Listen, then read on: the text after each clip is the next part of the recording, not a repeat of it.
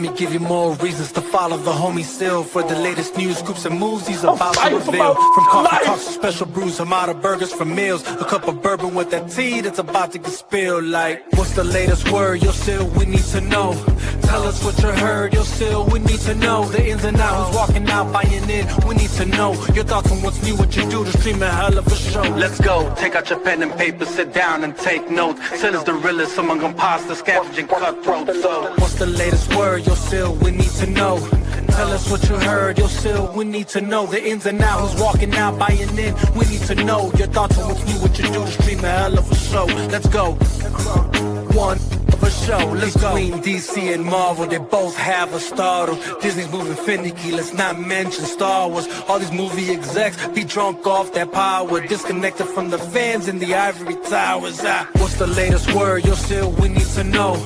Tell us what you heard. Yo, Sil, we need to know. The ins and outs, walking out, buying in. We need to know your thoughts on what's new, what you do to stream a hell of a show. Let's go. When they keep making the same mistake, that's what you call insanity. They can't even acknowledge the self-inflicted calamity. What's the latest word? Yo, Sil, we need to know. Tell us what you heard. Yo, Sil, we need to know. The ins and outs, walking out, buying in. We need to know your thoughts on what's new, what you do to stream a hell of a show. Let's go. One of a show, let's go. Scoop Senator, coffee talks, also covering analytics, making his own reviews, cause it's always been the critics. They clout chasers, money driven, repeating the latest gimmick. Come over to Sil Nation where true vision is given. Listen, what's the latest word? Yo, Sil, we need to know.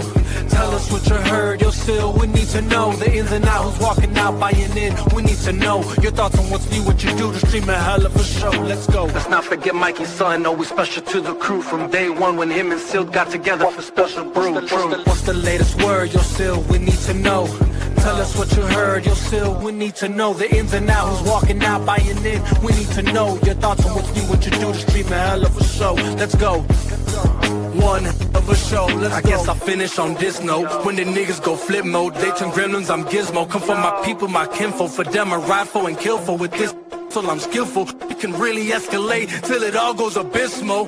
What's the latest word? Yo, Sil, we need to know. Tell us what you heard. Yo, Sil, we need to know. The ins and outs, who's walking out, buying in. We need to know your thoughts on what's new, what you do to stream a hell of a show. I'm a watchman, forever vigilant, steady watching and listening, disciplined, militant, killing these dudes that started visiting. What's the latest word? Yo, Sil, we need to know. Tell us what you heard. Yo, Sil, we need to know. The ins and outs, who's walking out, buying in. We need to know your thoughts on what's new, what you do to stream a hell of a show. Let's go. One of a show, let's go.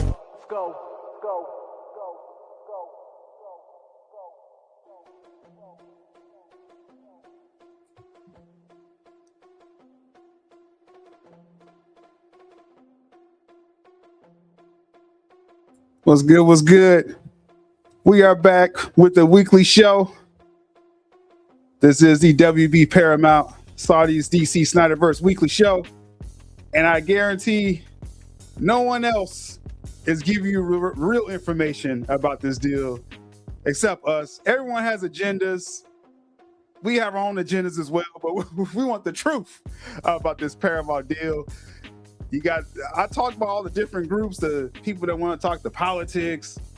They're guzzlers and glazers are scared of Paramount, or even the Netflixers, who are the most unknowledgeable people about this deal. They all have their agendas.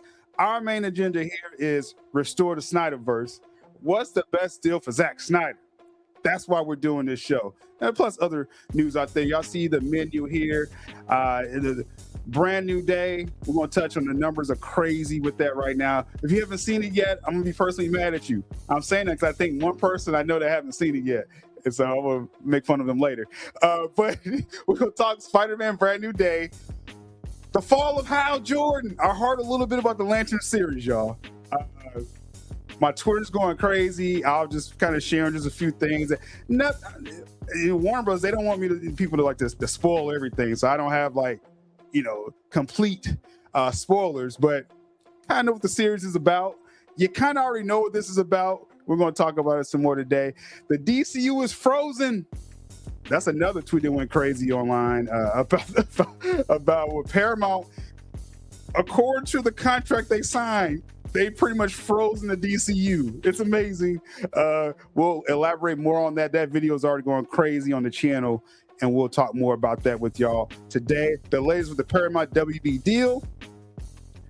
David Ellison's cooking behind the scenes. I swear the dude looks like aloof sometimes, but he's always cooking something up in the background.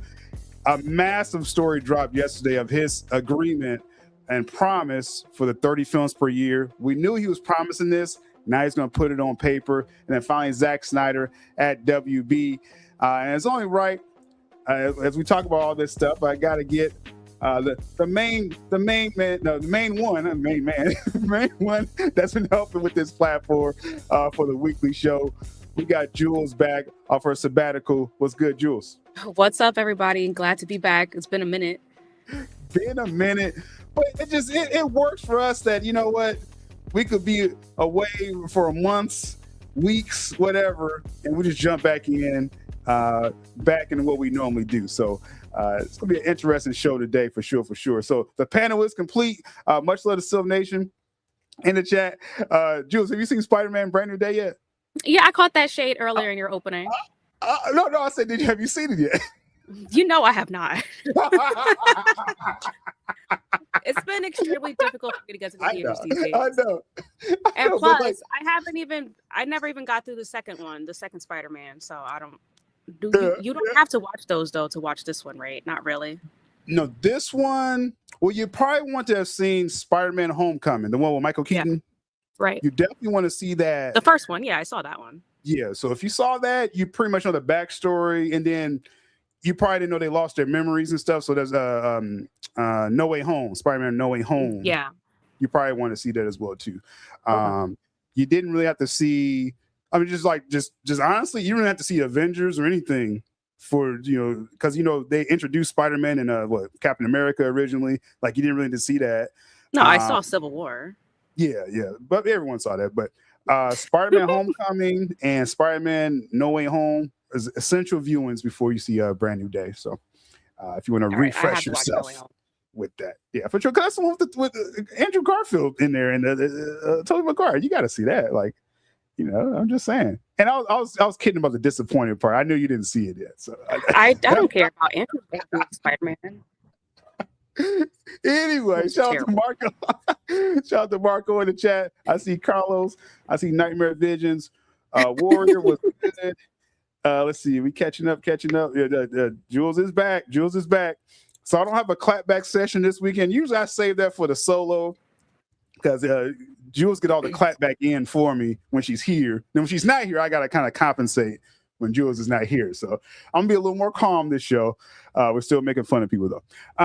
We got Music City Soul in the chat, Wild Relic as well. Let's not waste any time. Let's get to this first topic of Spider-Man Brand New Day. The latest as far as the numbers for it, insane. I'm pretty sure, Jules, you probably know some of the major stuff that's already out there. Like I've seen some of the numbers. They're absolutely. I don't think we've. This is like Avatar level. Oh, as far as the number, yeah, for These sure. numbers are like Avatar level. But I mean, like story plots, like you probably already been spoiled about what's in the film, right? I'm assuming. Yeah, a little bit. Unfortunately, yeah. I mean, you know who Sadie Sink is, right? Yeah, which you did call that, so not surprised. So no big surprise. Like it wasn't like a major story points that were spoiled, but just we know Jean Grey. We know that's Jean Grey, right? Is in the film.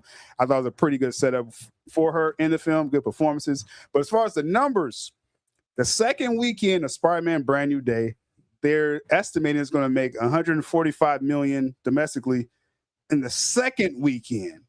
Damn, that's insane. That's opening numbers. You know what's so crazy? I thought there was superhero fatigue.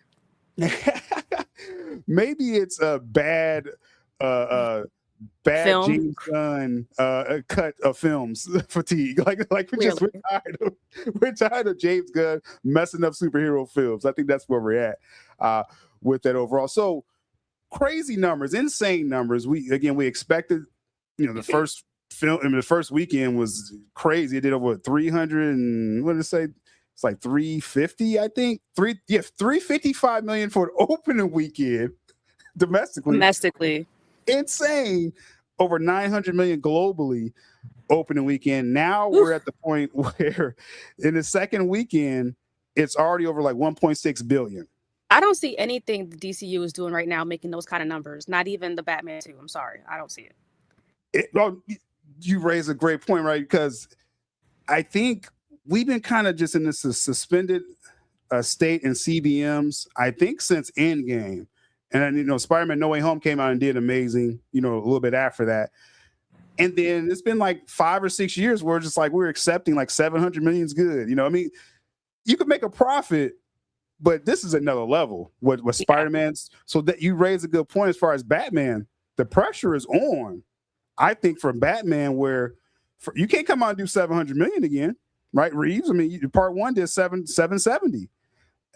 Batman part 2, you better get at least 900. It has to have cultural. It's got to feel this buzz that Spider-Man's taking over the world. Right. I mean, if Spider-Man could do it, then Batman should be able to do the same, if not more. I mean, it's freaking Batman. I mean, it's Batman. I'm saying it has to feel, because the numbers could be the numbers. It could, we can't expect everything to do $1 billion. I mean, that's just my take on that. But it has to feel. IPs, though. It has to feel like this, though. I don't think it will, and that's my point. Like, this is like on another level. And if the Batman doesn't like get close to this, then what are we even doing? Then I'm at the point now, because people think I'm doing like hyperboles with this Paramount stuff, but now we're gonna get to the story later where they've actually frozen James Gunn's slate. Like it's amazing. Yeah, no surprise. But it's a lot of pressure. So now with Reeves, I'm saying, Reeves, your third film ain't promised, bro, for this trilogy. Because if Batman doesn't pop off, and when I'm saying like Spider-Man, I'm not saying you got to make $2 billion, right? Spider-Man is on track to do 2.6 billion. That's what it's projected to make. Yes. Wow. Yes. Overall, it's already, like I said, it's already at 1.6 after 2 weekends. That's insane. Overseas is going crazy. China's back. China loves Spider-Man. Really, China loves good superhero films. They love BVS. They did like Aquaman Part 1 because we all thought that was SnyderVerse at that time. Also, I want to point out. Yeah, I want to point out. I haven't watched the movie yet, but everything that I've seen, the themes seem to be more on the darker side. And that's one thing that we've been talking about in the last few streams that we did together.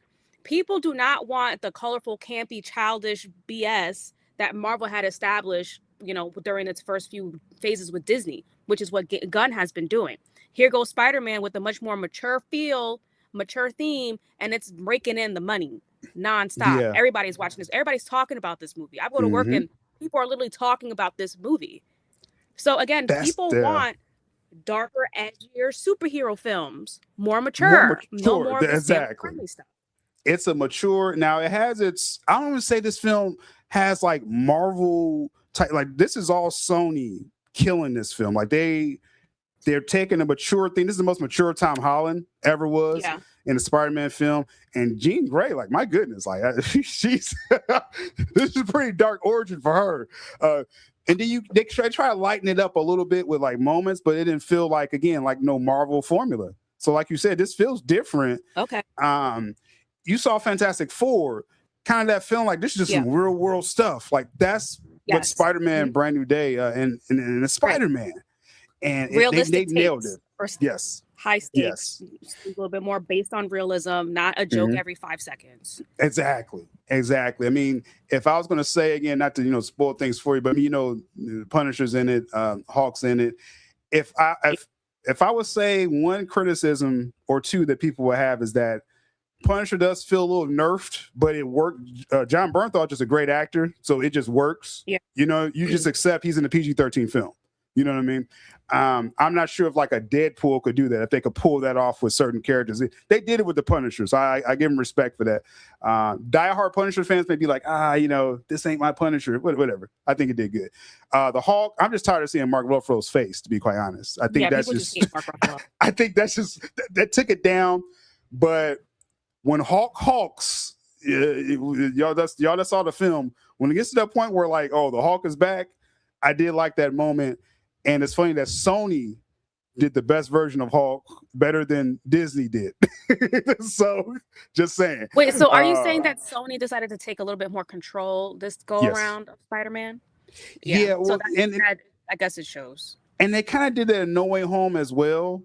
And they have this agreement with Marvel. But I thought the worst parts, you didn't see No Way Home yet. The worst parts of No Way Home was the Disney parts where Doctor Strange was kind of forced in the first act. And I was like, this didn't work. And then the film got better when it was just Sony bringing in the other Spider-Man, you know what I mean? And so in this film, in Brand New Day, it's all Sony. They didn't let it get Marvelized. It's just a very mature film. Yeah. I'm shocked that Feige and Disney allowed that. I had no eye roll moments. I thought it would be like some punch, like, you know, it's a serious moment. Let's bring it down for levity. Let's do a joke to kill the levity. It is nothing like that. And credit to the director too, Destin Daniel Cretton.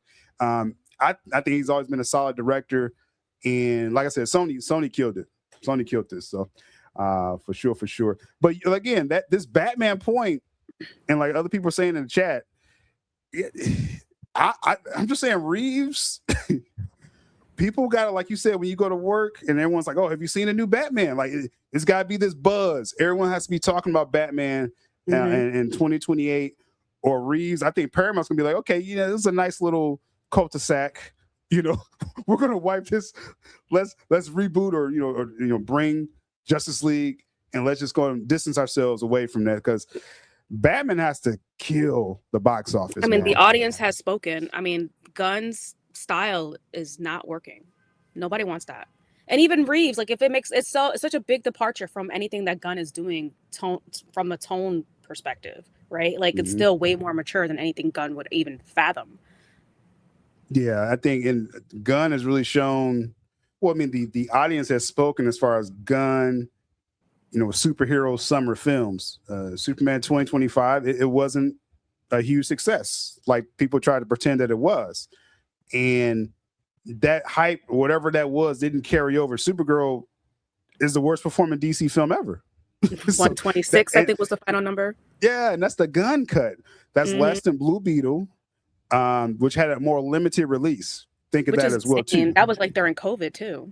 Yeah, really kind of coming out of it in 2023, where it affected. And this was during the strike. They couldn't even promote Blue Beetle with the actors because it was an actor strike at that time, and Supergirl couldn't make more than that. That's a huge L, and that's on James Gunn. And I think Man of Tomorrow, I don't see nothing that's going to make people think, oh, they're going to really turn off a Man of Tomorrow. I don't see it. Ain't nobody turning off for that. No, I've already been on record. Like, I don't think it's going to make as much as the first Superman movie. The hype is gone. It's dead. It's probably at its lowest point. Like, people already know what to expect. They're not going to come out for Man of Tomorrow. Sorry, the Lexo suit ain't it. Brainiac got no buzz. So I don't know what they're going to hang their hat on. They tried it with Lobo, with Supergirl, and that didn't even work. That totally failed. Like, it may have ended Jason Momoa's career. Who knows? Or maybe enough people didn't even see it, so he probably could just walk away. Like, hey, it never happened. Like, it's a bad dream.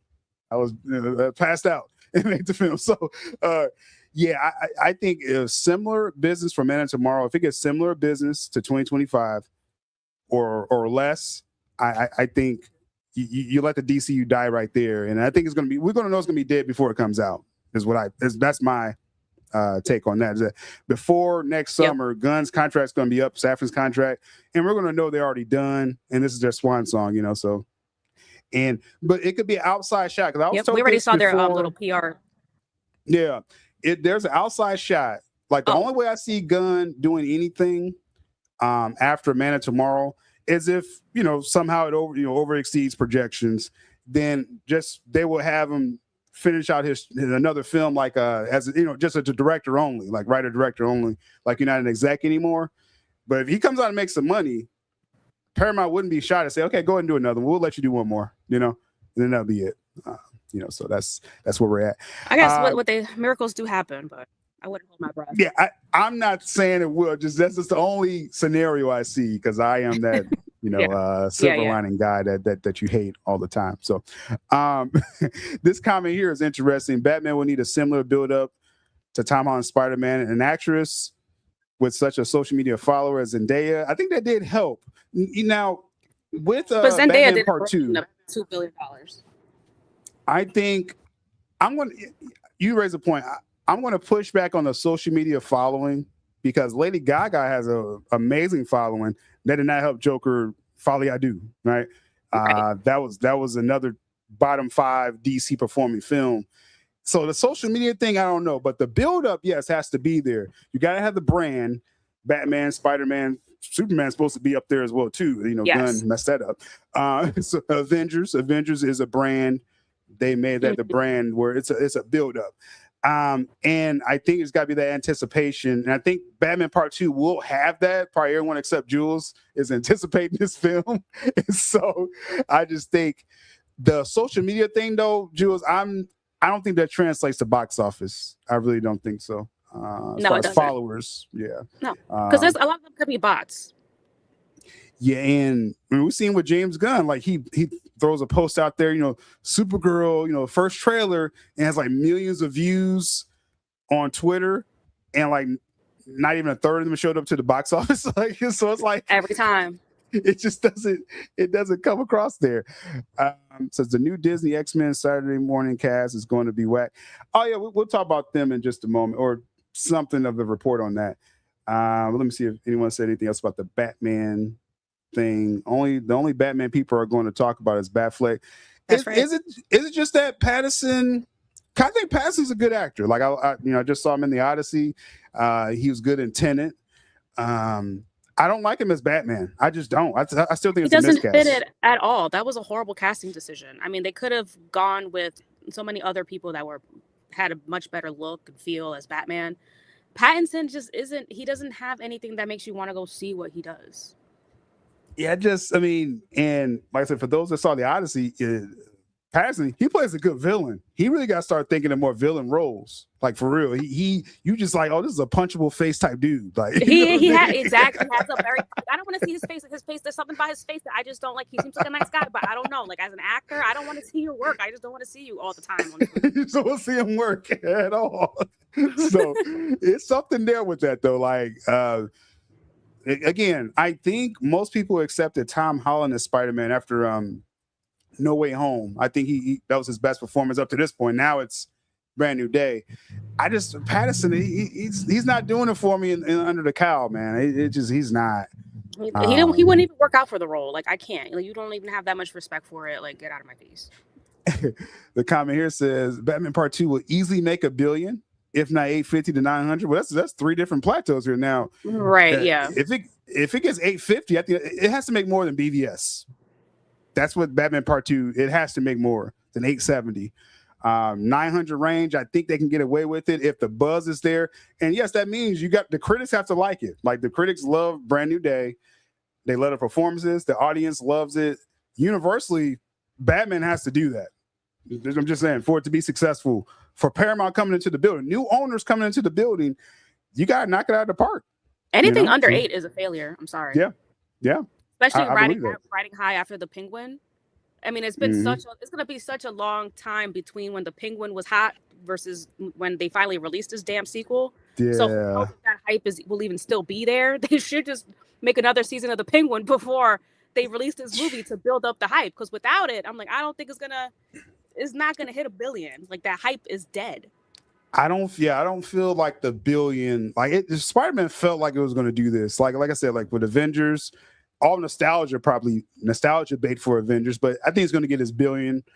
I don't think it's going to make as much as Spider-Man. I don't think Avengers is going to, unless you put Spider-Man in it. $2 billion is no way. It's not making. It'd be like $1 billion. I think Avengers will make $1 billion, just because RDJ. Yeah, I'm talking about Batman. Oh, Batman. Yeah, no, Batman. I don't feel $1 billion. I don't feel it. I don't see I think it could be successful. It could be good. But this is Spider-Man. It's like a new world order right now of Spider-Man. Now, what's your take, Jules? Of report came out that this was Spider-Man 4 technically in this. They're talking about Spider-Man 5. The director, who they definitely need to bring him back, the whole writing team. They said they want to kind of cool off for a beat or two before even developing Part 5. Meaning it'll probably take about 3 years or so for the next one to come out. That's ridiculous. I'm all for that. What do you mean? No, I mean, people want more. $2.5 billion, and you're going to take half a decade to make a sequel? Come on, what are we doing here? I think we should wait, because growing up, Jules, we had to wait 3 years between films. Like you had a Batman film, you had to wait 3 more years. The standard, but 4, That's a lot. Hey, I'm saying like, yeah, if the next one comes out like 2030, I wouldn't be mad. I'm like, hey, it's gonna be another event. You're gonna make another $3 billion. You know, I'm just saying. That's a It's long too weight. much. Did I go too far with that take? Is that what you're saying? I'm just it's too much of a weight. You want more now. I mean, if it's this, people love it this much that people are going watching this 2-3 times for it to make over $2 billion. Are you going to make all those people wait 4 years? The hype is going to be dead. Who knows where Zendaya and Tom Holland will be in their life by then if they even want to continue making more movies. They'll probably be divorced by then, you know? I mean, it's like, who knows? They do gotta get this done before something happens. I mean, and then I think Tom Holland came out a couple years ago saying when he has a family, he wants to kind of like semi-retire and not do any work. I mean, yeah, and also too, I think Tom Holland, and you just only could go off what he's saying and stuff. I think he probably just wants to do one more and set up Miles Morales. Like I think he's kind of he would hang it up. I think after one more. Yeah, I think they were alluding to that. Film. Yeah. So at that point, that could be a swan song there, and so we'll see. But I do feel though, Avengers supposed to soft reboot, and really not soft reboot. They're going to kind of restructure the multiverse, and it's going to be not a full recast of a Marvel after Secret Wars. It's going to be more about X-Men, mutants, but you're still going to have some Avengers and Fantastic Four. In that world, you still need a Peter Parker, you know what I mean? So maybe that's when you reboot, get a new Peter Parker, you know what I mean? If Holland's done at that point. So I'm just saying, I mean, Miles Morales is cool, just he's his own character. Right. I like Peter Parker. Parker. Yeah. Yeah. I mean, I don't know. We'll see what they do. Yeah. But I know Sony wants to capitalize on Miles Morales. Yeah. Well, the animated films have been doing great. So, exactly. You definitely want to do a live action with that. So interesting stuff with Spider-Man. Again, I do want more sooner than later, but we'll see what happens. Now, with the success of this film, again, the director and the writers, the story came out that the writers of Brand New Day, they've been working on Avengers Doomsday, actually, and they are directly working with Secret Wars. Great, because, again, if y'all saw Brand New Day, the storytelling and everything, the mature angle, they weren't Marvelized, Disneyfied. That's going to make the Avengers films even better, going forward. So I think that's good news for Avengers. If people are wondering, are they going back to the Marvel popcorn formula? Maybe not, right? Maybe not, because Disney needs all the help they can get. So. Yeah, exactly. Shout out to Rob in the chat. You're not too late. We're just getting started here. So with this talk of, again, the Spider-Man, what's going on with Avengers, a big story from Spider-Man, again, is the X-Men angle.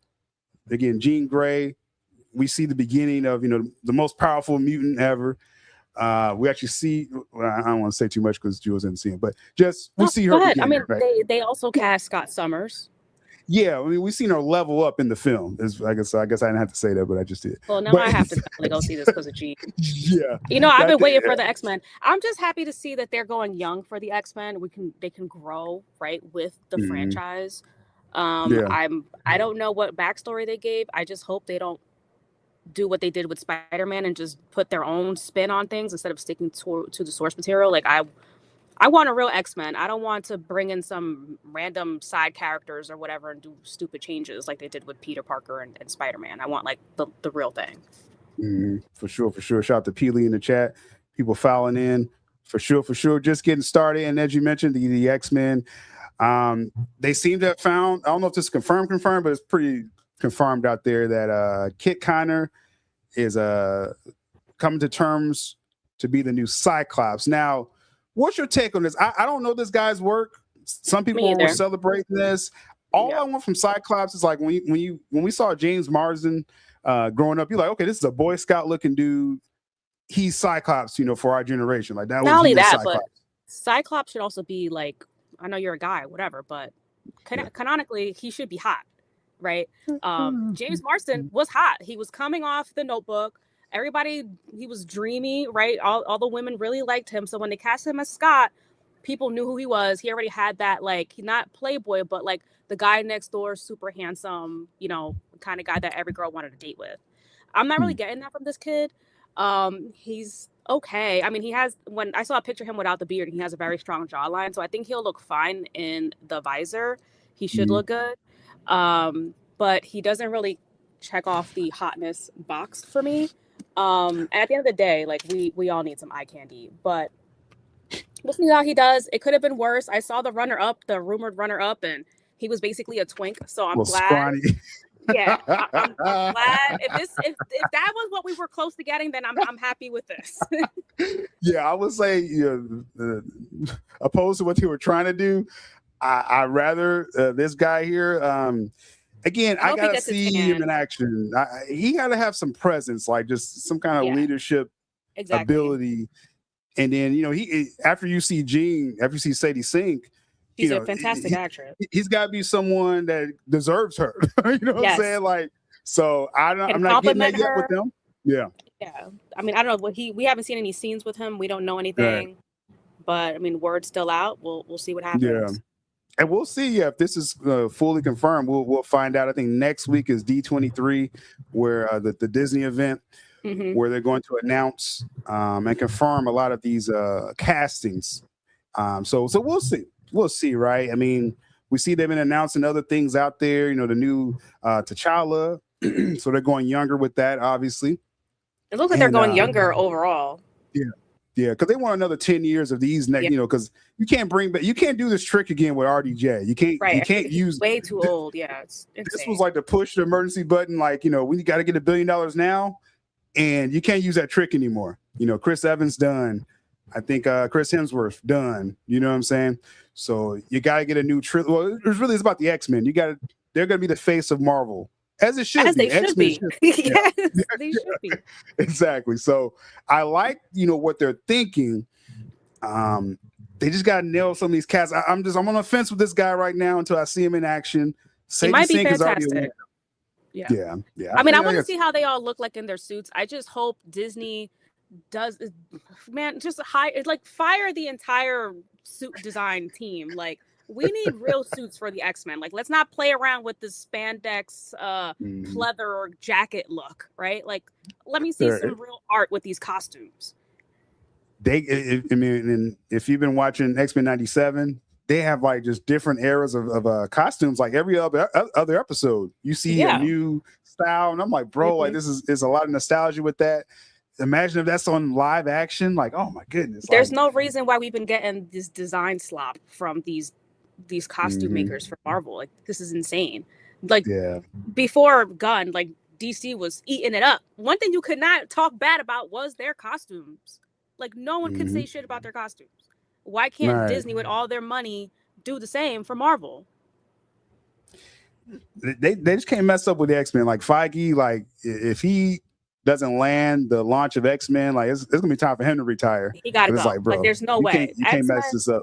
That's like a grand slam, hole in one. That you have control of that IP, bro. Like, you shouldn't need anything else. This is $1 billion every movie. You can do, X-Men films. You can do spin-off films, solo stories, streaming shows or streaming films. One-shot stories on Disney Plus.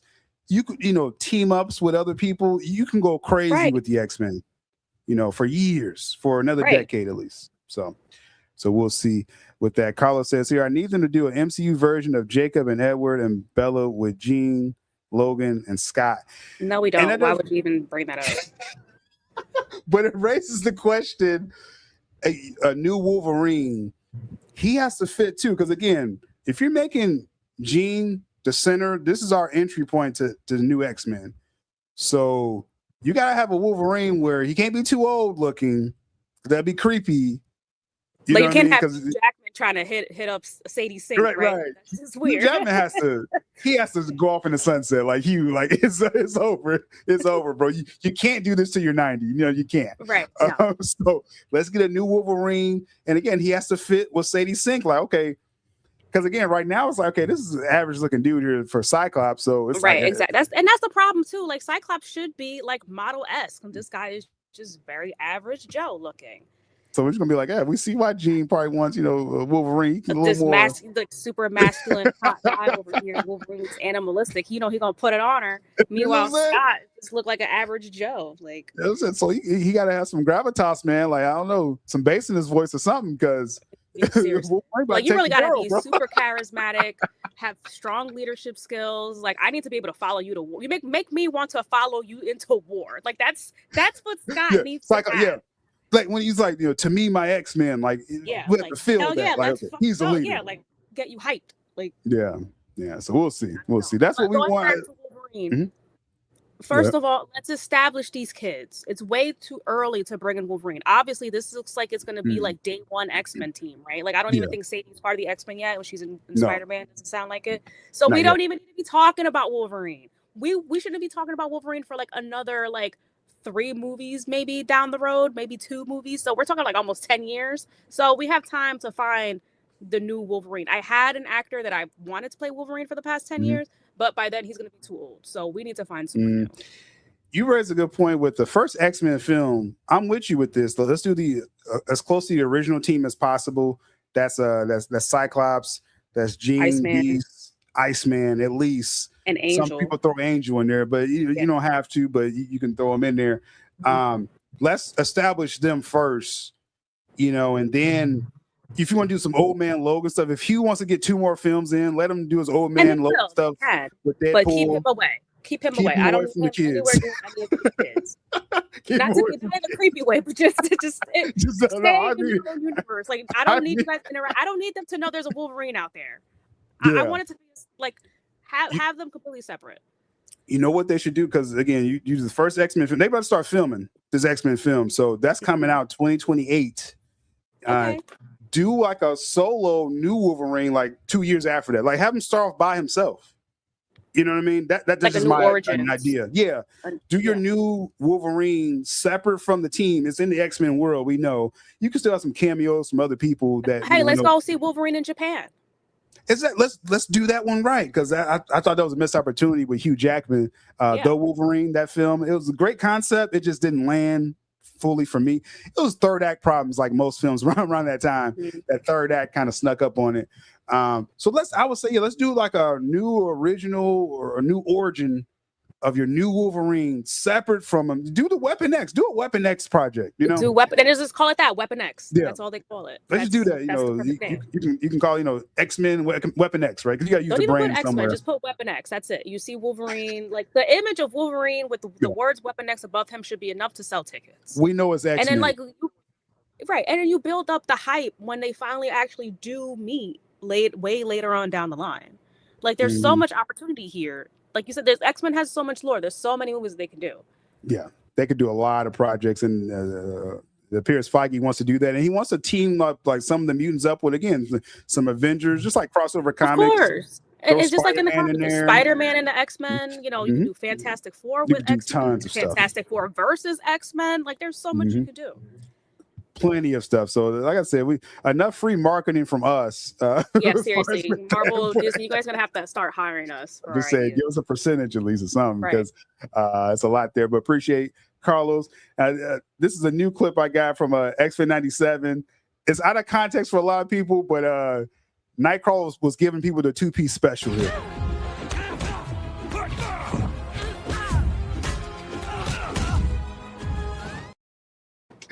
Just for Carlos. If you know, Jules said it. I didn't say that, Carlos.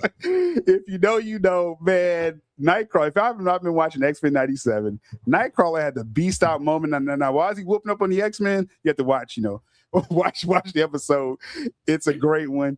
That show is great. And they're showing the potential, again, live action. You could have some wild stories, adapting some of the best comic stories of the X-Men and doing some new stuff, as well too. So good stuff there as we're going for a promising future of a franchise, and we're shifting to the fall of another franchise. The fall of Hal Jordan, Jules. I can never get a break. Every time I come here. I saved this one for you. I was like, oh, Jules gonna be. I was like, okay. Beating I took a mental note. Every time. Mental note. So I think last time you was here, I think we did discuss, or maybe we didn't, but I'm not going to get too deep into that because Warner Brothers got mad and started striking channels. But we know it's only going to be one lantern left over after this season of lanterns. Only one's going to make it out. And Jon Stewart's in Man of Tomorrow. So we know what's going to happen here. According to there was some leaks out there, and I talked to a few people about it to establish, okay, what's this show really about, right? Like, what is this lantern show really going to be? Are they just hiding the green? Because this would be stupid. If you have a lot of green and you don't show it, that's stupid, okay? They pretty much showed as much as they have in the trailers already. Like, you're not going to see some super cosmic thing happening. The show is exactly what you think it is. It's a stripped down terrestrial story, on Earth, but you have lanterns, right? HBO style. So one thing they leaned into more is that, hey, this is actually great performances. So you may not be getting the lore, but you're going to probably be entertained just, off the acting. So I was like, okay, that's going to be a mixed bag, I think, Jules, for Lanterns fans, right? Yeah, that's going to be ridiculous. Yeah, it's just a mixed bag. If you're calling something lanterns, I want to see lanterns, right? I want to see the magic, as we always say. Like, something special has to be about this show, not just him making a bottle opener as a joke. Like, what are we doing, bro? With this, I've stayed away from anything lantern specific. However, I did see something about you found some fart jokes. So this tweet went nuclear. This was just someone made a fan edit, actually. So okay. it was a guzzler, and they put this out and they thought it was a good look for them. and I'm like, so all I did, I just retweeted them. I was like, fart jokes? Like, don't you know, like, that's what we think of James Gunn? Like, he would do something stupid like that in a show. And so a lot of people took it like, oh, this is in the show. This is in the show. I'm like, I don't care if it's in the show or not. This fits James Gunn's world. It does, yeah. That's sad that we could be like, hey, yeah, Gunn would do that. He just messed up Supergirl. He can mess up lanterns too. He messed up Aquaman. So it's like, yeah, exactly. He made that even worse than it. So it's like, I'm not surprised if people, again, I'm talking about comic book fans or just Lanterns fans overall. Maybe you grew up watching the animated Justice League and, you love Green Lantern. This show probably won't be for you. They're looking for HBO mature crowd, the people that watch Penguin, which now that wasn't like super numbers for Penguin. You see, so they're chasing a formula that I don't know. You want to get an Emmy or two, I guess, some notoriety, but it's not helping the lore, right? So I just think it's gonna be a mixed bag. I think this show will be a mixed bag. The main thing they did tell me about the show that it's chronicling the fall of Hal Jordan. So if you're a Hal Jordan fan out there, save yourself. The show is pretty much just saying like, hey, Hal Jordan, maybe back in the day, maybe he was great. You about to see his descent, and not in a good way, not like in an honorable way. Right. Like they're just gonna embarrass him. It looks like he's getting pretty jobbed up in this show. Every clip that we saw, Jules, Jon Stewart's like, man, I don't like Hal Jordan. He's too old. I'm better than him. It's like, what? We don't need that. Like, Jon Stewart is a great character on his own. We don't got to down Hal Jordan to make Jon. So, they can stand on their own. They're two distinct characters. But this show, just for the sake, I guess, of the viewership they're trying to get, is really bastardizing Hal Jordan. Though they say Kyle Chandler did great. They say he's actually great in this show. He's actually really good. You probably wish you would have saw more of him. Well, he's a professional. I mean, he continues to get gigs all the time for a reason. I'm like, the problem is not him. The problem is the script. Yeah. it's the show they're trying to make, and it's not going to do justice for the IP. So like when this show comes out, I think it's next Sunday. I think it comes out. I know my work schedule's been crazy, so I even had to work some Sundays. So when I'm free, I'll try to do like a live show. I want to do like a live reaction to some of these episodes, but I'm expecting exactly what they explained to me, that they're going for the HBO crowd. They're really not concerned with comic fans. There is some sci-fi stuff in it, but it's not the magic of Lanterns like we want. You know, like when we think of Lanterns, it's got to be some aura, right? Like we always bring up the CW. Like, don't expect this. don't expect CW Lantern level. Just expect a couple of dusty dudes walking down the street. And rubber suits. You're going to see his suit decline. So you're going to see how actually have a green suit, and then it's going to look like this as they show his descent to nothingness.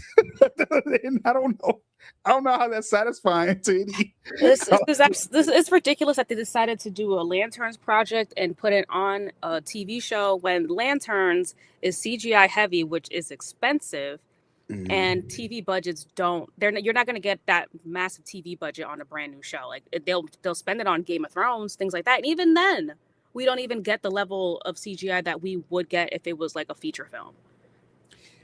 It's like, if they want to do a stripped down show like this, a terrestrial show, this was the worst IP to use for DC. That's this is so stupid.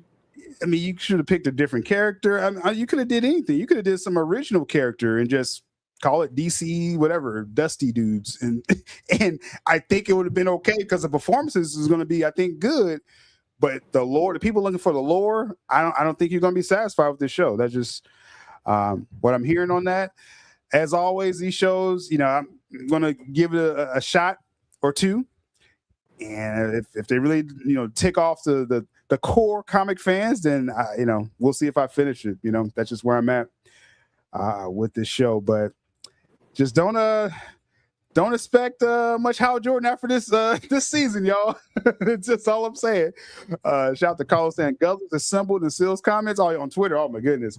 I had people from Collider come after me, Jules. Like Mike coming after me, the failed actor.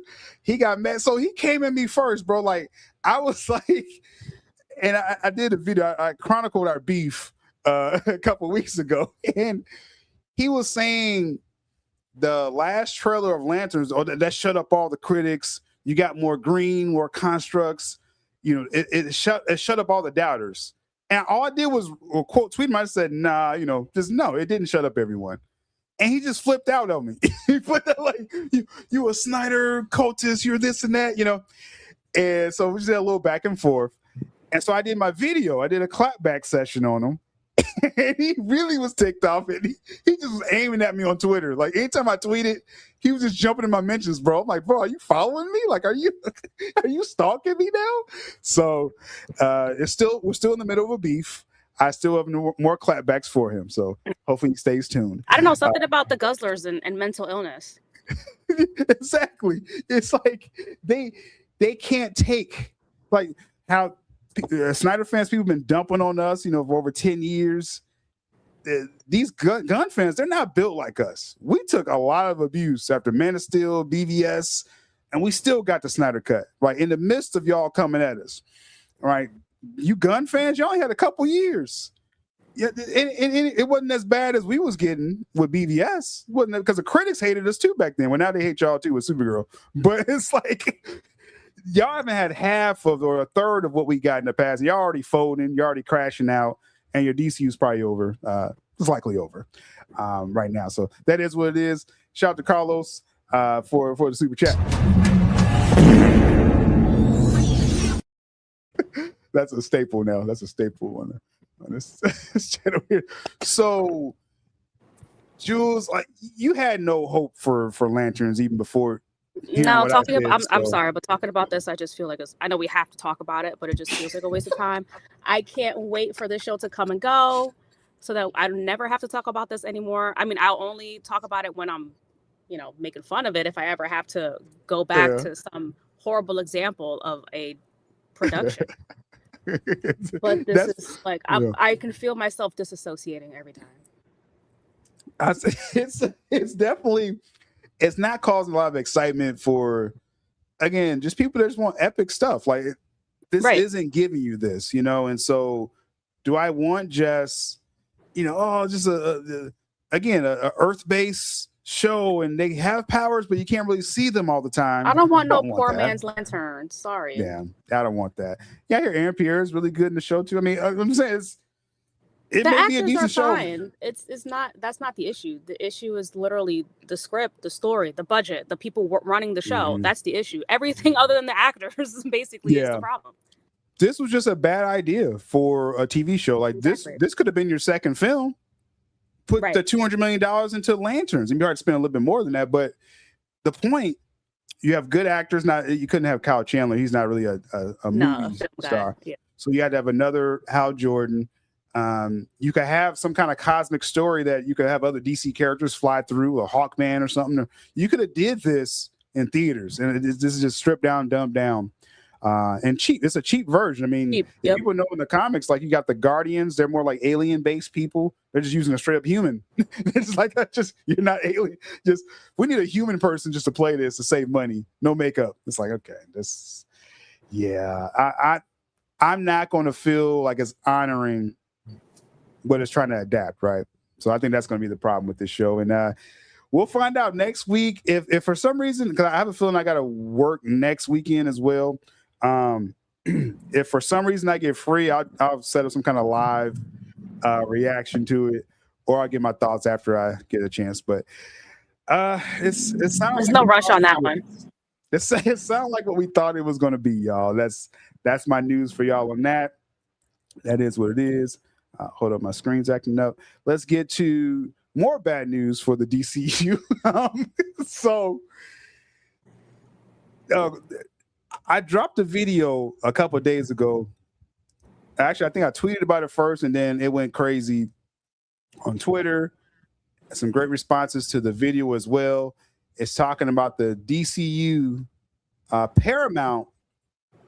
According to the deal that they signed for the potential to buy Warner Brothers, they put a bunch of stipulations in the contract. Paramount did, basically saying, we're about to own you, and this is as far as you're going to go for certain stuff, right? So this was a bombshell article, and I definitely want to get Jules' takes on this as well, because I did cover this the other day.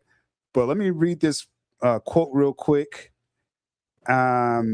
As far as how they're limiting the IPs, there are a few clauses in the merger agreement that could cause issues as time goes by. There are limits on deals involving key property.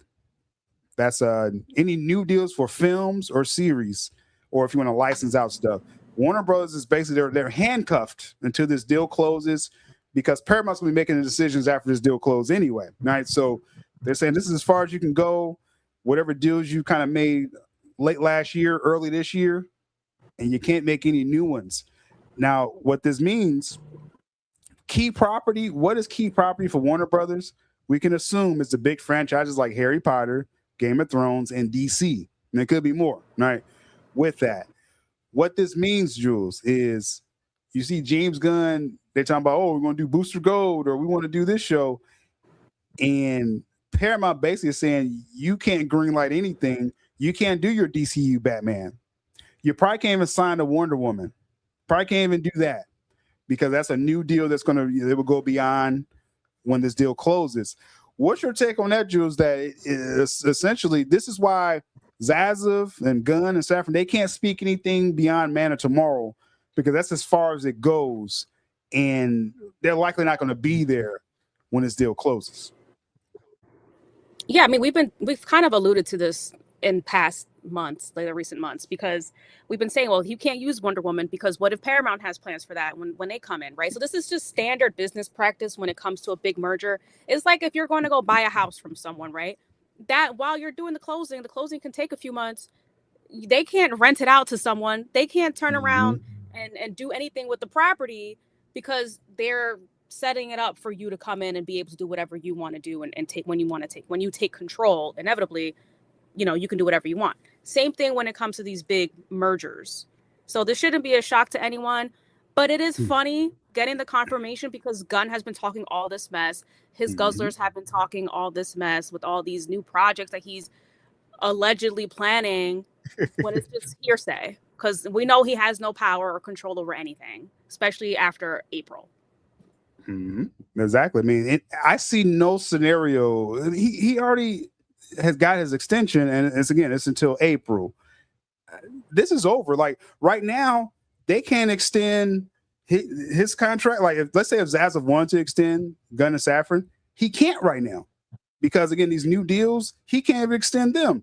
He can't extend Casey Bloys, head of HBO. His contract's up next year. So I think Zaza already showed us who he wanted to stick around, who's going to stick around beyond this deal. It's DeLuca and Abdi. I think everyone else is gone as far as executive. The only ones that have actually shown positive profits, right? That's really what it comes down to. Who's making money? Who's making the right decisions? And like you said, this is what we thought the whole time. This is just more confirmation behind it. Now, of course, the guzzlers, they went crazy online, Jules. They're like, they said I made up this article somehow. like I Damn, I didn't know you work for the Hollywood Reporter. Shit. Right. It's like somehow I'm just talking about what's in the article. They're going crazy. Like, no, there's no way they don't own Warner Brothers yet. I'm like, the article didn't say that. The article saying this is a stipulation of the deal, a binding deal that they signed. They can determine it. And it did say too, Paramount has already been kind of throwing some like they've been commenting on stuff already to Warner Bros. Like, don't do that, do this. So DC is in a holding. The DCU is in a holding pattern. Jules, like this slate is not happening, y'all. No, nope. Okay. If it hasn't already been greenlit and currently under pre-production, it's not happening. Like this Waller stuff. Now, there could be something with this Jimmy Olsen thing that's not like a guarantee. I know they're saying they're hiring people for this Jimmy Olsen show, and they want to get this cameras going. I don't know if that beat the deadline or not, or maybe Paramount's like, nah, like we, why are you gonna waste money on that? This is like Wonder Twins a couple years ago. Oh yeah. When after Discovery signed the deal to get Warner Brothers, then all of a sudden it was like, Hamada was like, yeah, we're gonna do Wonder Twins.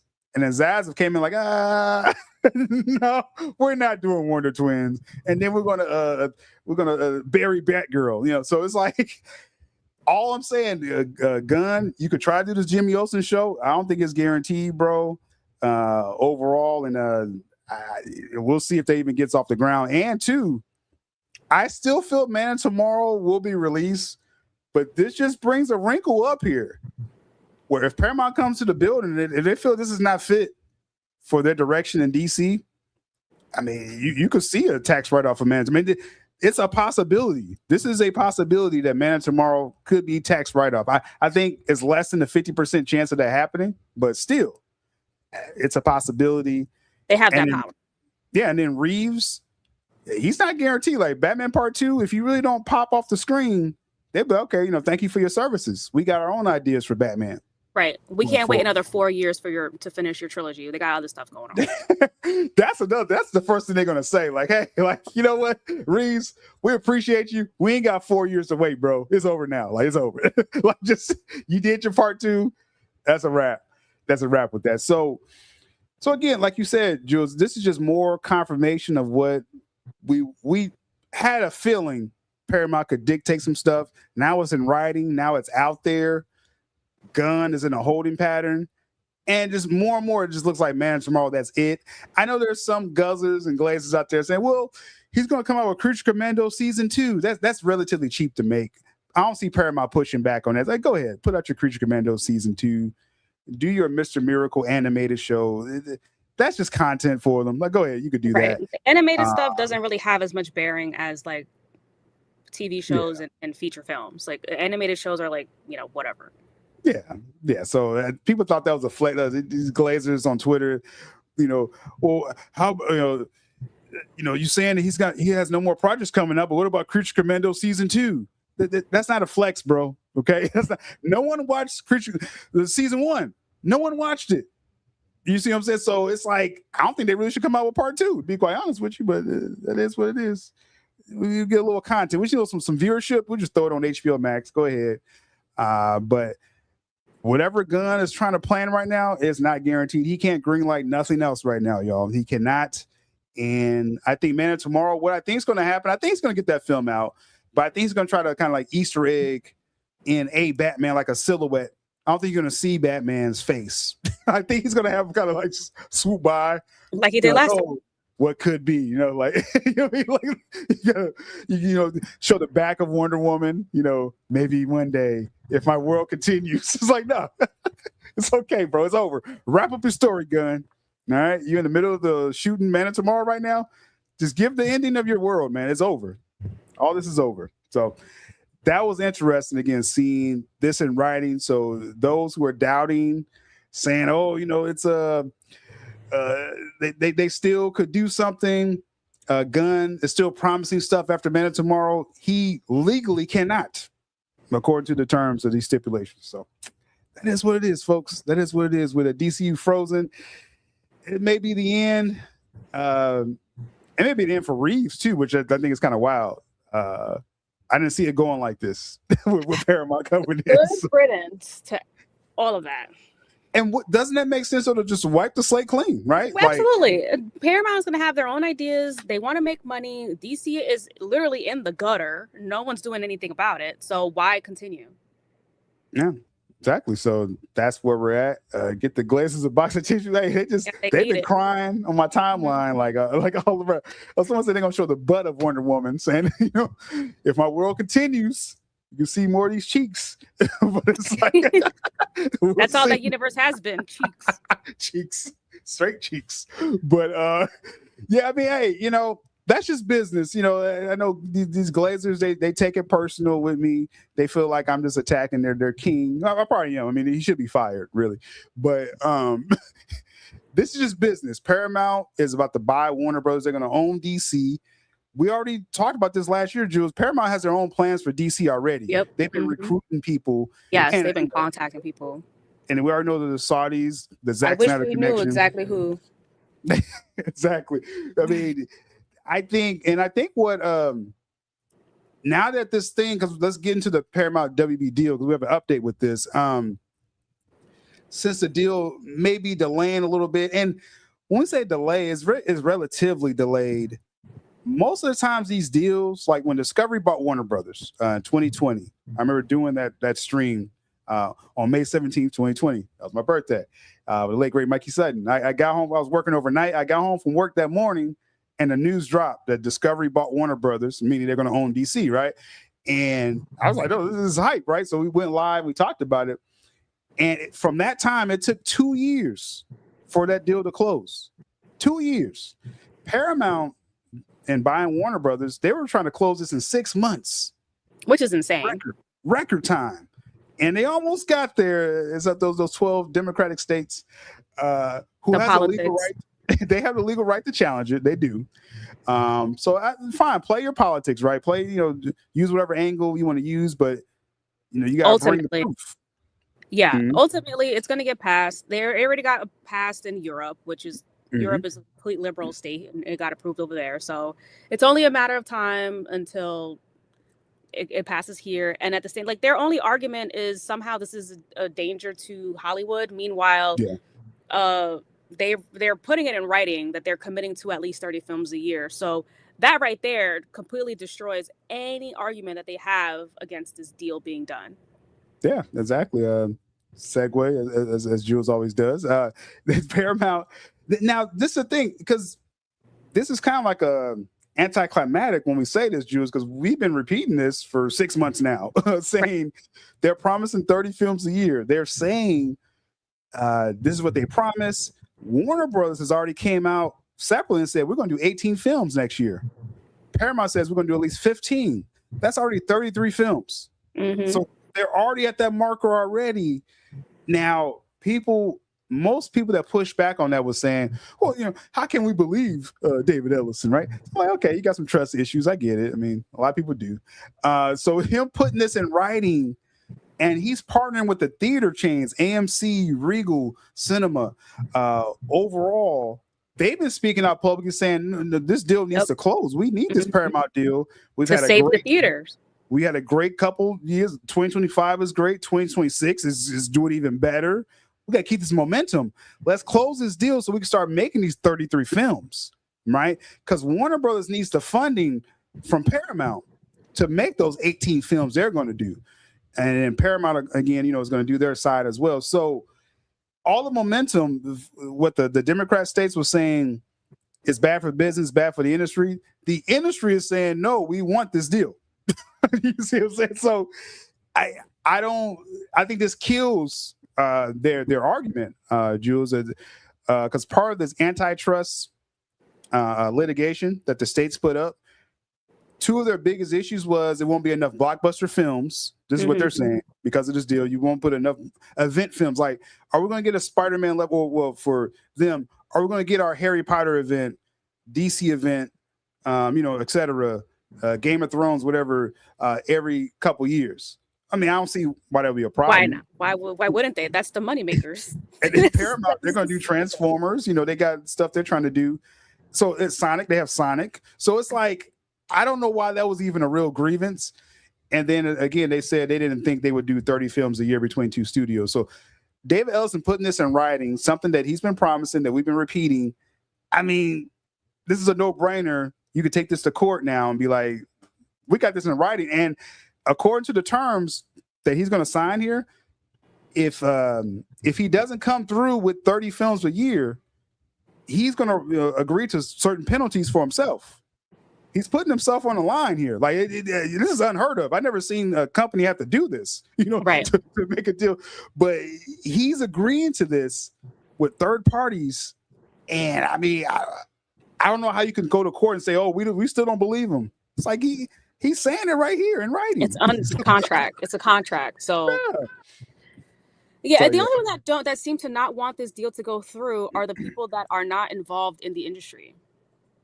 So should we even listen to those people? Like, what are we doing here? Yeah. I mean, they got to come up with new arguments now, because that's been the main thing people have been pushing back for months. Like, oh, we just don't believe him. We just don't want to believe he's going to do 30 films. Now, again, when you present the facts, now we get to, okay, what's people's real problem with this potential deal? And I always put it in three groups of people. It's the political people who saying, oh, they're going to take over CNN. Again, you should want someone to take over CNN. Okay, you're gonna need some help.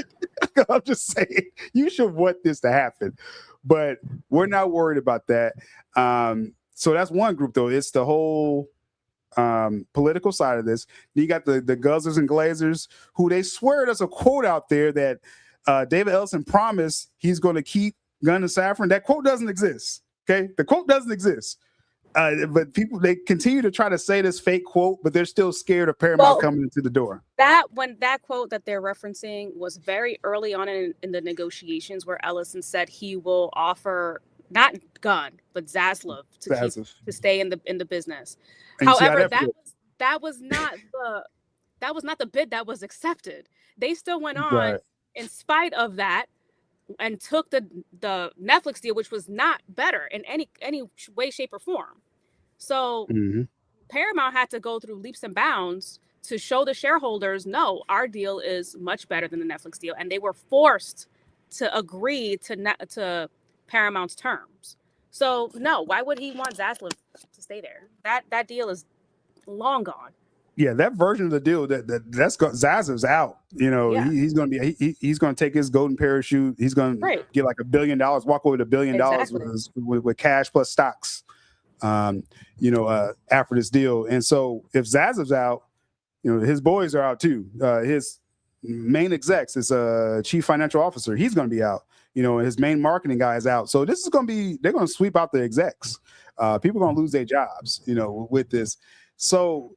Nothing in that, though, like what you just mentioned, Jules, that's the closest thing people could try to say, oh, Gunn and Safran, maybe. This was like back in November. October, November. Like, and we're that was still speculation to the Gunn and Safran side anyway. Right. You know, with that, because Zaza, when given a chance, who did he extend? DeLuca and Abdi. Yep. He gave Gunn and Safran 6 months. I mean, it's no other way to look at this, y'all. Like, you know, so you Glazers and Guzzlers, I know y'all scared of Paramount coming into the building. And again, the political angle, that's another thing. And then just quite honestly, the people that wanted the Netflix crowd out there, which I don't know, like, wasn't it like some panic when it looked like Netflix was going to win it? A lot of people online was like, "Oh, it's the end of theaters." Yep. Like, people remember that? Yes. You know. And then somehow there was a huge 180 when Paramount said, "Oh no, it's the boogeyman." But wait, I thought you guys were concerned about the theaters. What's going on? Like, people Paramount is they're gonna help save theaters. Whatever the narrative is, that's what they're going for. They're just listening to whatever press releases out there, whatever the emotions are of the moment. It's insane. Yeah, and again, them putting this in writing, you know, if anyone's really worried about theaters, and the theaters are telling you, we want Paramount to win. We need Paramount. Not even we want. We need Paramount. We're trying to make money. Like, we want money behind.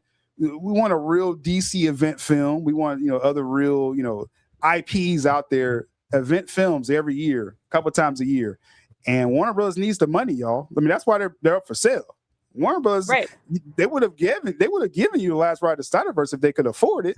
They decided to go the cheap route, you know, with Gunn's DCU. So you have another financer coming in, Paramount. More money is going to be put into DC and other IPs. Overall, and a part of this pledge, at least 30 films a year. So that means you're going to have even more smaller films, like you had Obsession and Backrooms.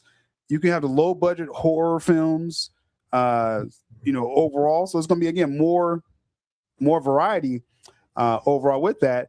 And that falls into our favor as well. As Snyder fans, it's a no-brainer to allow Zack Snyder to do Justice League 2 and 3, because you need some films. You're promising 30. We got a couple ideas for you, right? to fill out these 30 films a year. And I think that's a no-brainer. You need event films for DC.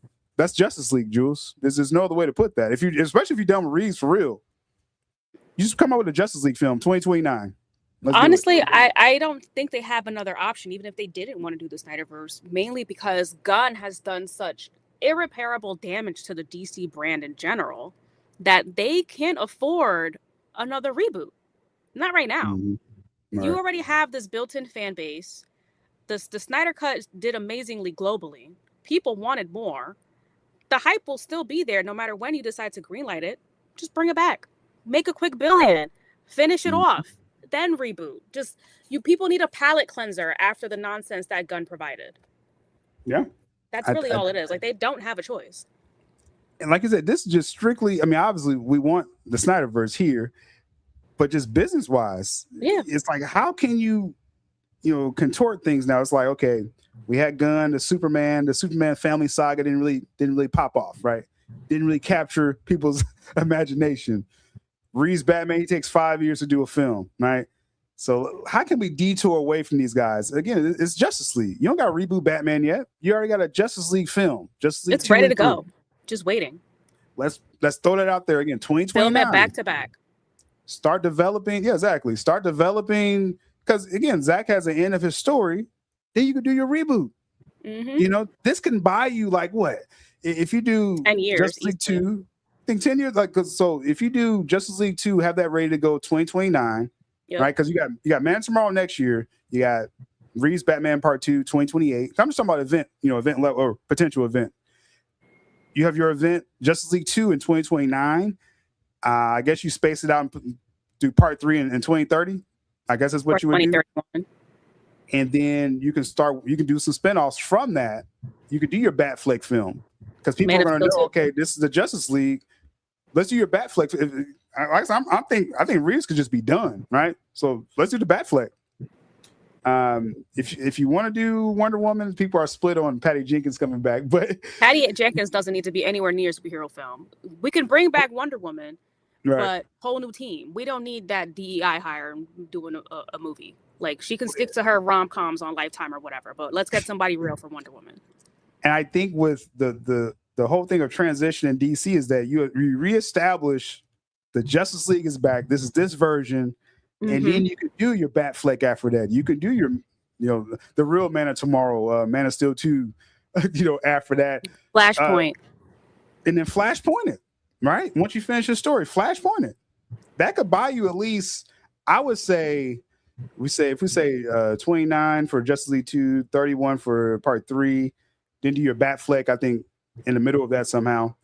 Flashpoint it. So I would say at least, like 20, 35.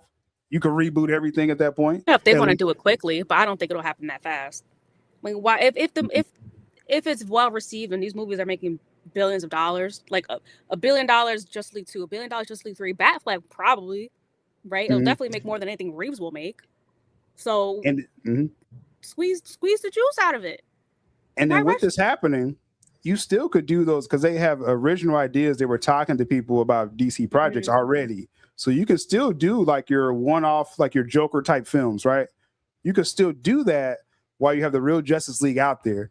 You can still do streaming stuff on Paramount Plus, right? When it's a super app at that point after this deal. So you can still see the other DC. It don't have to be all connected is my point. This is DC universe, multiverse.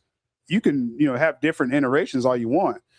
But I do think, obviously, Gunn, DCU done. I think Reeves, maybe he should be done with this deal coming in. I think we don't have 4 or 5 years to wait for Part 3. You know what I mean? Let's just close this out. Yeah, this is a waste of time. Justice League. Yeah, people don't even care about Pattinson's Batman. Like, anytime someone speaks that. about the Reeves-verse, no one mentions Pattinson as a strong suit. Like, no one cares about him. Even Catwoman fell flat. Everybody just talks about the Penguin and like, honest, if people are honest, and again, I know we may be a little biased here, but really, just business-wise, if you're talking about an upcoming DC event, if you're saying, okay, Reeves Batman Part 2, more of what you got from that, and we're adding, some great actors in there, and they're trying to ratchet it up, right, for Part 2, or a Justice League film with Batfleck and Henry Cavill. I just think more buzz will be for Justice League, right? Like, that's more of your event level film is Justice League with that cast. And I just think with Reeves, I don't think he's going to have this. He's not going to capture this buzz like we talked about with Spider-Man. No. Again, if they still want to compete, if they still want to compete with Marvel and Disney, Reeves is not it. He can't do it. We have already seen. I mean, he didn't even have the capacity to run the HBO Max Penguin show himself. He had to get a showrunner for that. Right. While he still wasn't really doing much for the sequel. Like, anybody else, a real showrunner, like he owns it, he would have been more than just a producer on his spinoff show. Yeah. If it's his universe. So I'm just saying, I think Paramount, especially with these stipulations, I'm not sure of Reeves' contract, but he's not promised that third film. Let's turn the page. Gunn, you got your last film. Reeves, you're done. All right, we cleared that out, right? We got nothing stretching to the future with those DC properties. Bring back the real Justice League, kind of reestablish event level DC. Release Zack Snyder's Justice League in theaters, throw it in IMAX or something. That'll buy them some time. Right, because I don't think they're gonna. I don't think they'll have a film ready by 2029. Right, that's what you said. 2029 release the Snyder Cut. 2030 release Justice League 1. I mean Justice League 2.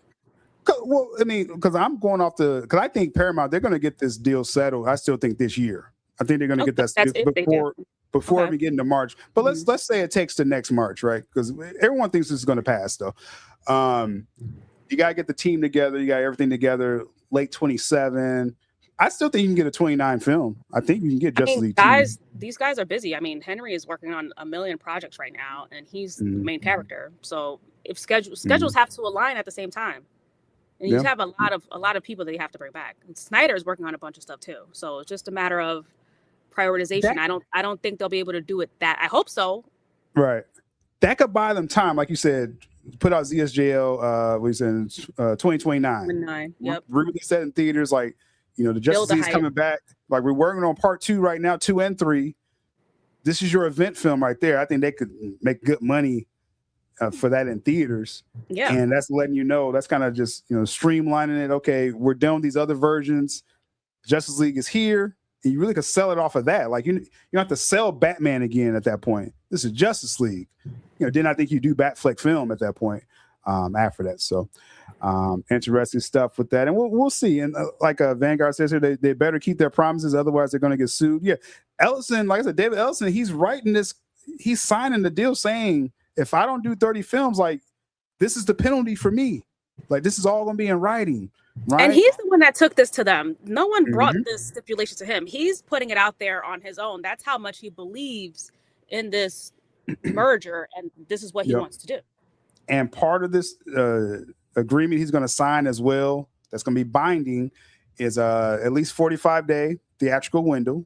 So that's going to be in writing, right? So no 17-day window that Netflix was trying to sneak in. That's with that. And it has to wait 90 days before it can be like a digital release. Yeah, release. So it's going to be no more of those these Supergirl or Superman moments where it's on digital a month after it comes out, eaten into the box office or lack thereof box office. So he's signing the pledge for that. 30 films doesn't mean 30 good films. So yeah, I mean, that's any like what studio. How many films does Disney put out every year, and how many of them are actually good, let alone decent? Yeah. So that's where it's at. Him not being able to greenlight anything means the merger is over. Yeah, he's done. Gunn is done. And just these guzzlers, they got to just come to grips with this, man. They got to come. This ain't a sign of confidence that he can't greenlight nothing. And again, I'm not 100% sure this Jimmy Olsen's going to get through, man. I don't care if it does. It doesn't matter. We can just laugh at it if it comes out. But Paramount people be like, hold up, bro. Like, nah, you shouldn't spend no money on that. You know what I'm saying? So we'll see. We'll definitely see. Paramount is calling the shots. And I know it hurts a lot of people, a lot of gun fans out there. This is just the facts, y'all. This is the facts. Shout out to Cuban comic fan. Always a good day to fantasize with Gunn's demise. Are we that toxic? Amazing stuff. Let's catch it with the chat. Okay, we got a super chat here. Do you think Paramount is already eyeing for their own Batman, Superman, DC universe, SnyderVerse, Gunverse aside? So this is my scenario. I think Paramount, the smart thing is like what me and Jules kind of spelled out. Finish Zack's story. And then you could do whatever you want to do at that point. So I think it's more about reestablishing event level DC. That's Justice League. This just falls perfectly on the SnyderVerse. You already have a Justice League brand with Zack Snyder, SnyderVerse. So you ride that out and then reboot. Jules, I don't see a scenario where Paramount comes in and says, let's use some of these guys from Gunverse or Reeves. I think, again, you wiped the slate clean. Absolutely nobody was well received from any of the Gunverse stuff outside of Mr. Terrific, which that was just like, just throw him a bone, right? They needed to find something good to say. So yeah, Mr. Terrific, whatever. But he has no space, no room. There's no room in the SnyderVerse. He can't carry nothing. No, exactly. I mean, like I said, that was probably the best thing Gunn did in Superman 2025 is Mr. Terrific. But upon rewatch, it really wasn't all that. It wasn't anything crazy. It really wasn't. There's nothing you can keep. So anything that did not involve Snyder should not be kept, and that's going back to anything from the Hamadaverse too. Like anything, if it's not in Zack Snyder's Justice League, let it go. It doesn't belong in his universe. I think you just turn the page. I mean. Yeah, exactly. I think with Man of Tomorrow, like hey, Corn Sweat, give your best shot. And Man of Tomorrow, I think that's it, man. I think you had a couple films. There's nothing, right? You padded your resume. Only had one, right. So or two, technically in theaters. So yeah, that's that version. That's going to end in the whole Justice Gang finale, Man of Tomorrow, and that's how it should end. It should just end right there. These guys are done. After that, and just answering his question. I mean, of course, after the Snyderverse is over, they're gonna end up rebooting and they'll create their own Superman and Batman. But that's 10 years away, if that, maybe a little bit more. So there's no reason to even look that far ahead. Right now, they need to make the DC brand respectable again, reputable again, and heal all the damage that's been done by Hamada, Zaslav, and Gunn. At this, it's just been too much damage. Just go back to this is our first chance for a company to come in and like really wipe out all the legacy DC execs, the people that made all the bad decisions, not giving us the haircut, right? Trying to hide the Snyder cut. AT&T had to dig that out and say, hey, put out the Snyder cut. Like, what are you doing? Right. You know, so we could wipe this slate clean, bring back again DC events. Because see, in the middle of this, like we're saying, Paramount could do some of these original ideas, like low budget stuff. They can do like just stuff, you know, on the outskirts. But for the Trinity, you already have Justice League ready to go. That's your event level. You're going to make money every year, you know, with Justice League until you reboot, you know. And I think it's a no-brainer. I really think this sets up perfectly for Paramount. I don't see. I mean, before Supergirl completely bombed at the box office, there was a chance whoever became the new owner could have just came in and just rebooted. Yep. Like they had a chance at a successful reboot or a partial reboot, whatever.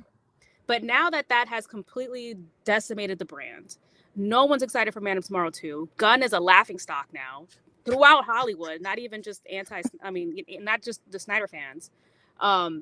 There's literally nothing they can do. Like if they go reboot route, they're just going to continue losing money. Like I just don't see a real business perspective where that makes sense. You're saying if they come in and, you know, even if they're done with Gunverse, but not even bring back SnyderVerse, just redo everything. That would be a missed opportunity. Yeah, because it's like there's no way that'll work. You got Justice League right there. Yeah, you know that's like an untouched brand. You know, if they came in and did what Zaslav did, Discovery did, like, oh no, we're gonna ignore that and we're just gonna reboot. Like you can't reboot again after we just rebooted 4 years ago. Right. For the brand, for the public, you know, perception of the brand.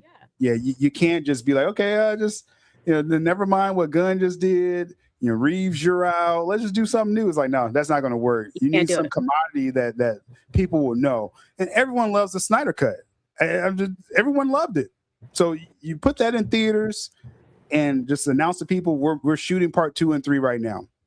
You know, and people are on board for the Snyder Cut. I don't care what anyone says. Every time you see somebody do some kind of like AI thing of Superman, it's never Corn Sweat. It's always Henry. So like it's putting Henry, like Henry's back as Superman, guys. Whatever. Nobody cares if it's Justice League, Man of Steel 2, Batman. It's Henry. People just want to see Henry as Superman. You say that alone, people will come to the theaters. Like they're gonna get excited. Like, all right, well, I'm gonna watch Henry in the Snyder Cut is in the theater. I'm just gonna support that while I wait for Justice League 2 to come out. That's it.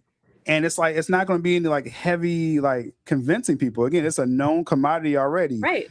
That's why I say it's so perfect that Gunn didn't try to do a Justice League. Maybe they didn't even let him, you know, because he didn't mess up that name, right? You could sell Justice League, you know, to the public, and people know who the Justice League is. They know who's in that, the actors that's in it, right? And so I just think it's an easy decision to, again, release the part 1 and announce part 2 and 3. I think do the Batfleck film at the very least if you're going to spin off something.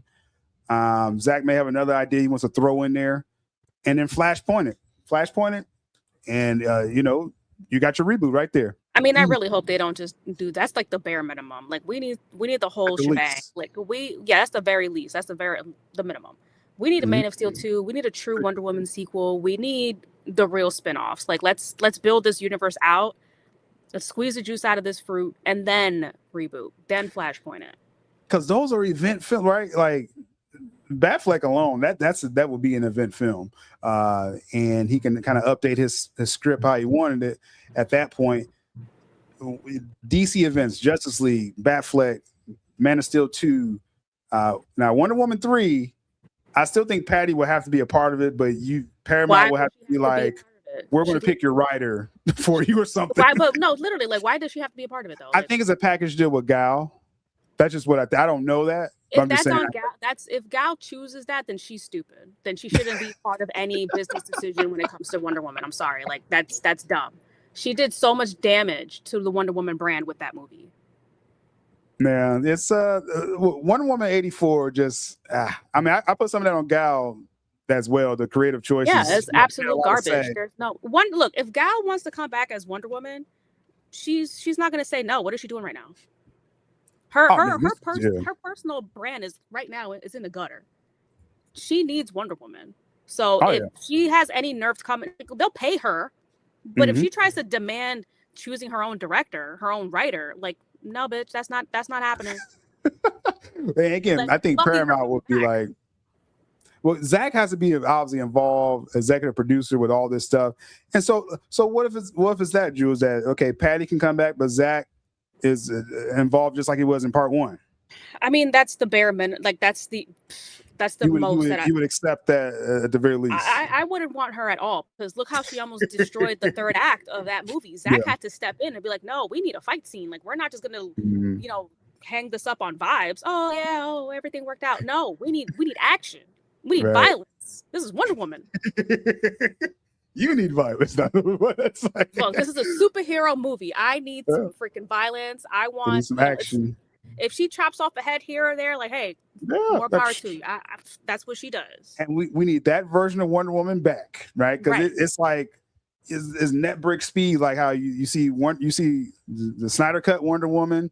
If you see Wonder Woman 84, you're like, what happened? Like, complete disconnect. And those things they released around the same time, so we were like, whoa, what happened here? Like, and that's all that falls on Patty Jenkins. And I did call her a DEI hire, because that's what she is. When the studio came out with the mandate to make a Wonder Woman movie, they specifically only looked at female directors.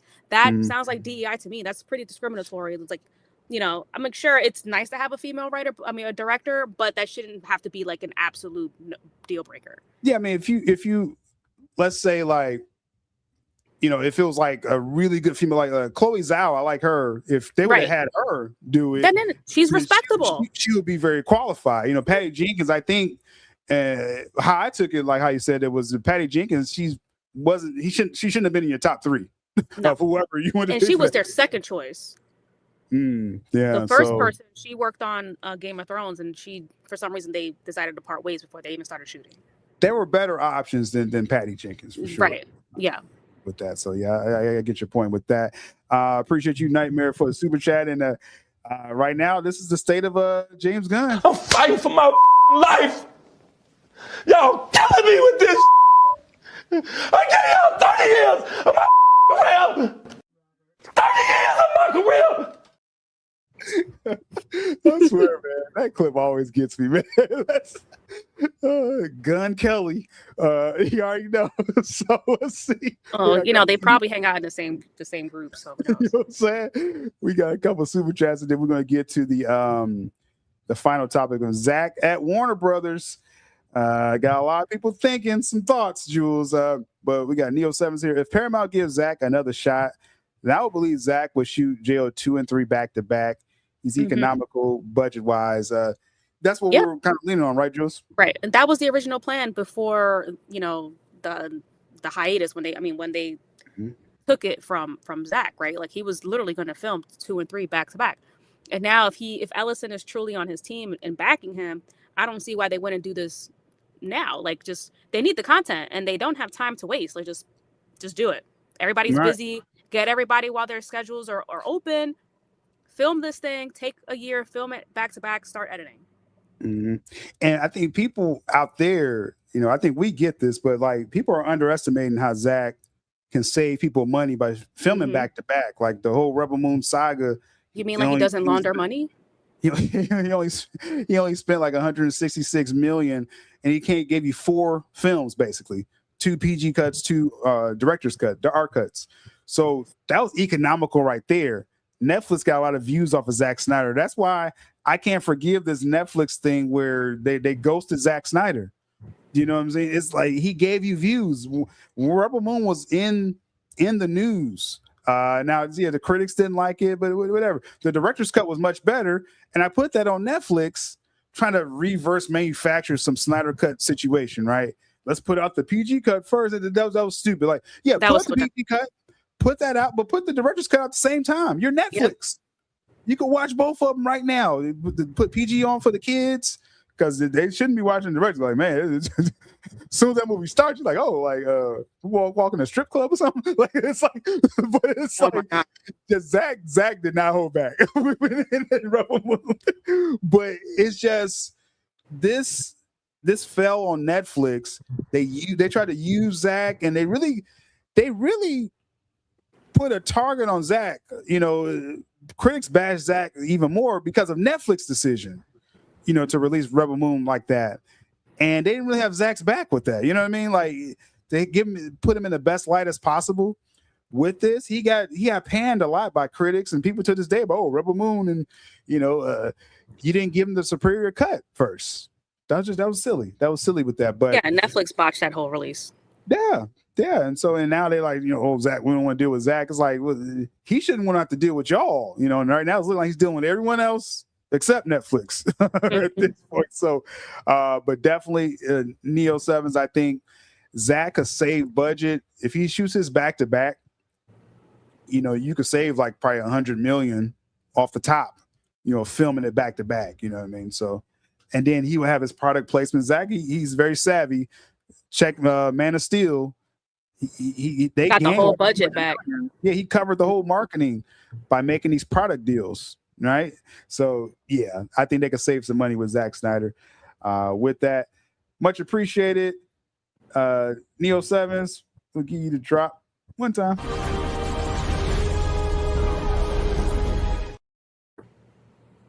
And Neo 7s is back. He says, I think Man of Tomorrow is Gunn's swan song, and he knows it. Jules, I think Gunn gets the memo, right? His contract as an exec runs out April 2027 at the latest.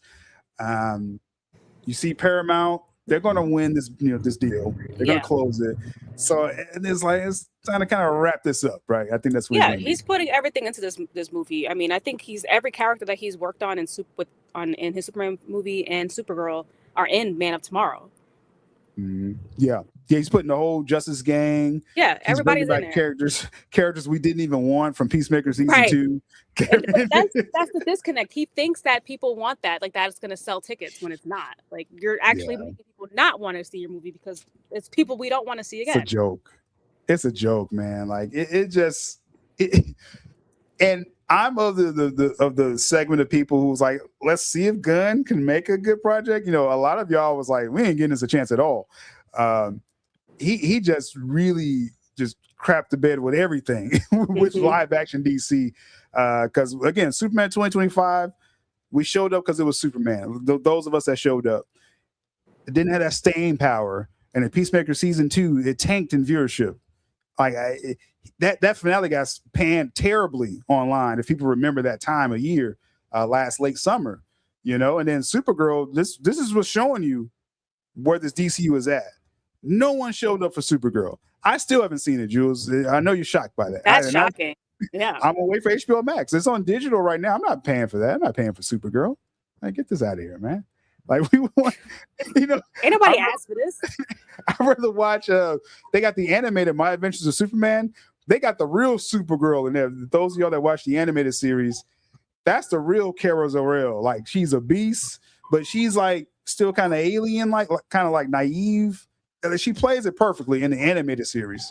And they should have wrote the Supergirl film. So Gunn failed again. You had people under the DC umbrella that know Supergirl better than you. So that is what it is, man. Overall, we got one more for Neo 7's triple pack here. It says the Snyder Cut proved that Zack was leaning towards broader general audience appeal. Besides the runtime, it was the most accessible to general audience. He's constantly adjusting. And that's what I've said. Like people, they jump back and say, oh, Man of Steel and BVS, like no one liked it. It divided the fandom. Maybe it did for some of you weirdos. Maybe BVS scared you, right? Maybe it was a little too dark for you. Right. Maybe you started crying like a baby. Maybe it was a little too visceral for you. But then Zack saw that and said, okay, I'm going to go ahead and kind of lighten this up in some areas for the general audience. And that's why I said, anyone that, if you hated BVS and you're a DC fan, I think you like the Snyder Cut. I don't see no one coming out saying Snyder Cut's trash. I prefer the Snyder Cut over BVS. Honestly, I really do. I'm the opposite, but yeah. A lot of people are opposite. A lot of fans are opposite, but I do like the Snyder Cut more. And it's just like, I wonder what that, and you bring up the runtime, but that's the runtime because it was going to be a digital release. What would it have looked like if it was a theatrical release, if they took out a couple of hours from there? Oh, the 214 cut. So that would have been what, like how long was that? 3 hours and 30 minutes, something like that. So what would that have looked like? Yeah. We won't know, right? Unless they do the theatrical cut in theaters if they decide to do that. But I think it would have been just as well received as what we got in streaming. a version of it, a Zack Snyder approved version that had 30 minutes less, like not the studio cutting out 30 minutes. Zack would have had that 3 hours and 34-minute cut. It wouldn't have had the nightmare scene at the end, right? With Leto Joker. It wouldn't have had that. Right. It wouldn't have had that. And it would have been kind of some Martian spots Man. like what Aquaman wouldn't have. Yeah, maybe even Martian Man may not have been there. Stuff that Zack kind of added, like Martian Man in the middle of the film, he probably wouldn't have had that in it. But the story would have worked, without a couple of those scenes if Zack approves the edit. And like I said, everyone loved the Snyder cut, man. Like you finally get to the point where Steppenwolf at the end and Superman's back. The crowd would have been cheering, or the Flash thing, the Oscar-winning moment with the Flash. My goodness, everyone should see that on the big screen. Like I saw it in IMAX.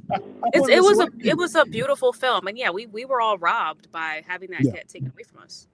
Yeah, that was that's something that should be rectified, and Paramount can easily do it. They re-release films all the time in theaters. Like put the Snyder cut out there. Let Man, if you're going to let Man Tomorrow come out, make a little money that quarter or whatever. Hopefully you may not lose too much. I don't know. Reeves Batman Part 2. Great job, Reeves. We ain't got 5 more years to wait for you, bro. It's over, right? Yeah, gotta go. Snyder cut. Justice League is back. And all will be right with DC, in my opinion. I do have a Cash App request from Marcus. So shout out to Marcus. There we go. I don't have that screenshot, but question. I'm gonna do the drop for him real quick, and then your. So one time, appreciate you, Neo Sevens on this side, and then we got the first Cash App message. That's amazing. One time. Thanks, Neo. Always with the good comments. But with Marcus asks, what's your guess on Man of Tomorrow's final gross? I'd say 450, maybe 5 if they're lucky. I don't see it going much higher than that. What about you, Sil? I think because it's been well documented that the international audience does not like Guns DC, right? You see what they love Spider-Man. You see what's happening. Yep. You see the difference that's going on here already. So they're gonna gravitate to what they think is epic, right? So Superman 2025, it made what, like barely 600, 615. But as far as international alone, because it's gonna bomb internationally. Because I think when we say domestic, man, the bulk of his money was like I think 350 domestically. So it means you got like 200 for the entire 264 for the entire international crowd. Now, keep this in mind. Spider-Man got that in one weekend, internationally, and more. I might be giving them too much confidence here. Probably be lucky if they get 4. I think Man of Tomorrow, I don't think it's going to match on both sides of this, domestically or internationally. I don't think it's going to match what it did previously. So you're looking at a film, I think it's going to do less than 300 million domestically, probably 200 or so. So I'll say 500. I'll say 500 Man of Tomorrow. Now for whatever reason, if it pops, then you probably can do repeat business or get close to 700. So that's my expectations. 500 range. 500 would be the pop. Only because of the curiosity angle is that, and again, if the marketing isn't there for me, just like what I did with Supergirl, if Brainiac looks, it's almost like if Brainiac looks terrible, I almost have to go see it just to clown it, dog. Like I almost have to. We've seen nothing about Brainiac since they announced he'd be in the movie. So it's like, what does he even look like? Right? So much hinders on that alone. Like that, I'm gonna be honest, and maybe this ain't fair. Who cares at this point? But that may make or break if I go to theaters to see Man of Tomorrow. If Brainiac just looks goofy, because that would hurt me. Actually, I wouldn't go hate watch it. I actually wouldn't. No, you I'd be like, no. I'm like, that will hurt you to your soul. You can't do this to me, right? So that will make or break that if I'm just going to just check this out. Because Supergirl, again, the marketing was just terrible. It turned me off, and like I said, I haven't seen it yet. So same apply with Man of Tomorrow. So interesting. So we'll see. I see a lot of people saying 500 million, 600. Yeah, I mean, I don't think that's going to be Somebody good. actually made a good comment. I don't know who Mhm. it was, but they said it depends on what other films are surrounding it, similar to what we saw with Supergirl. Well, I mean, I see, feel like Superman would still have more staying power because it's Superman, not Supergirl, but still, like if it's coming out in the summer. only thing I'm gonna push back on that though, I mean, if it's other superhero films, then maybe, and I still think these films could feed into each other, but I don't think it would have mattered whenever Supergirl dropped. I think it was gonna bomb no matter what. Right, yeah. From what we You know what saw, I there mean? was absolutely zero interest. So I don't know, man. I gotta look into that more because, like, you just had a situation where you had the Odyssey coming out, and then Spider-Man comes out, and Odyssey still made a lot of money as well. So it's like people, if the audience is there, if they like it, they're gonna go see it. I don't think it has nothing to do with whoever's out because this the Barbenheimer thing, right? Like both films comes out, both films do over 900 million. You know, at the same weekend they came out. So I don't know. I got to look into that more. I got to compare more weekends where things are released at the same time or around the same time. But because we all thought Supergirl would fail just because Toy Story 5, Minions, Moana, both of those films actually underperformed. Moana bombed. I knew it was going to fail regardless. Yeah. I knew it was going to bomb it's regardless. Something to that, though. It's something to that. Yeah. Yeah. So definitely I appreciate the Cash App question. So y'all see Twitter's Cash App on the screen here. Get the $Jules 1391. So definitely that'll be nice. She gets some questions and she can throw it to y'all as well while we're live here. So good stuff. Good stuff. Who's waiting for Jules to chime in a little bit here? Yeah. Thanks again, Marcus. Marcus, maybe I'll get a slice of pizza this week. There we go. Buy Jules a slice of pizza. I think it costs $5, I think, for one slice, right? $10. It really is. It's ridiculous. It's $5. That's what I thought. Because people say, "Oh, buy me a cup of coffee." Like, that's like $5 at Starbucks. Like, so anyway, we got Bayona here. Said, "Too bad. Brainiac's first big screen appearance should have been in Zack Snyder's DCEU, not James Gunn's DCEU." Yeah. And see, this is why, and that's the painful part. This is why I'm leaning on Paramount. You come in here and be like tax we don't want this. Yeah, we don't want this to be this version. We got ideas for Brainiac. See, that'll be great if Paramount comes in and it's like we kind of got ideas for this character, and this film has them all over it. This isn't cutting it. Yeah, this unreleasable. You know what I mean? So all I'm saying is not out of the woodworks yet. Like I still feel is a greater than 50-60% chance Man of Tomorrow comes out, only because that's the only DC film they have for 2027. But I'm just saying, you could tax right off to put up Snyder Cut in 2027, right? Put that out instead, and just be done with Man of Tomorrow. You know, I'm just saying. So I could dream. I could dream. Yeah, that would be like the best case scenario for the fans. It's a shame though. Like Bayona's saying, you already messed up Lobo, right? Like, the chance of people knowing like this C-list character, they didn't even see the film. So this didn't even pop off showing Lobo. Brainiac is more this is Brainiac. Brainiac is A-tier villain. He's for A-list. Superman. Yeah, for as far as a villain, like a rogues gallery. Lex is number 1. Brainiac is literally his number 2. When it comes to and that could be interchangeable in some people's eyes. They think Brainiac's the greatest threat. And then a lot of our generation, we learned of Doomsday growing up, and we know he's kind of up there because he killed Superman. Darkseid, is a huge. More people associate more just like as a Justice League story, but Superman versus Darkseid is like that's up there. So Superman has some great rogues in his gallery there, and Brainiac. We can't come up with this misfire, man. And if he's wearing a purple jacket, that won't sell you though. I must have I'm dead serious when I say this, y'all. Like, again, y'all saw what I just did with Supergirl. I surprise Jules every day. She's like, "No, come on, you've seen." Like, I had someone, I talked to someone behind the scenes. It's like, "No, really, still, like, you really haven't seen it." Because I was like, "Listen to me. Like, if I would have saw Supergirl, I would have did a video already about it. Like, I'm a content creator. I can't hide this. Like, if I saw something, I got to put out my thoughts. By the time I talk about Supergirl film, it's going to be like a year old. You know what I mean? Then I'm going to finally talk to y'all. So that's stupid on my part if I've seen it already and then talk to y'all about it. I want to be in on these jokes as well. I see people clowning different parts of Supergirl. I don't know any context, of it. So, but if Brainiac if I first look at Brainiac, it's underwhelming, goofy, just what we're expecting it to be. Like I can't support that. I can't support that film. I did.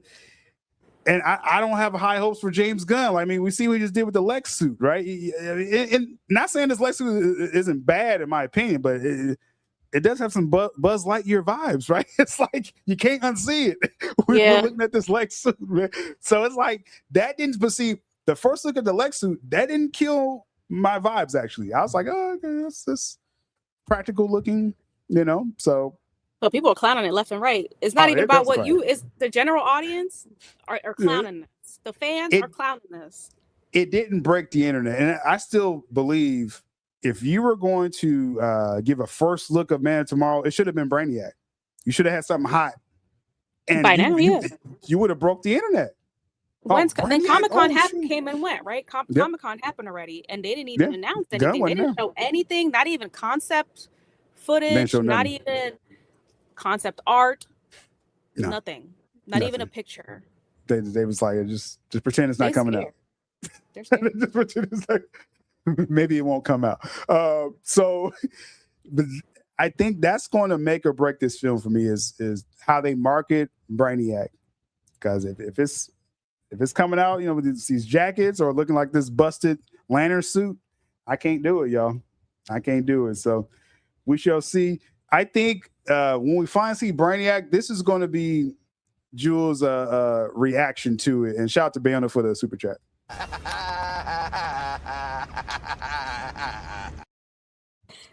I think that's how she's going to respond. I think she's going to respond like that. Nightmare Vision says, if The Dark Knight Returns happens, BVS sequel or new cast? What do you think with that, Jules? Let's say the scenario is like we're saying that Paramount comes in, Gunn's done, even Reeves is done. Wasn't this answered? Bring back the Justice League 2. I don't know if we answered this, but how would you answer it? Not today. Oh. Yeah, I mean, I would feel like the storyline is too close to what we saw in BVS already. And I believe the rumor was that if that were to happen, it won't be Batfleck. Snyder would have a new cast to do TDKR. That's what I recall hearing months ago. But I don't know. Yeah. Yeah, I think this could be because when our scenario, we say Justice League 2 and 3 and everything's coming back. And then Zack could probably even do other projects, in the middle of that. I think he can do his Elseworld or whatever.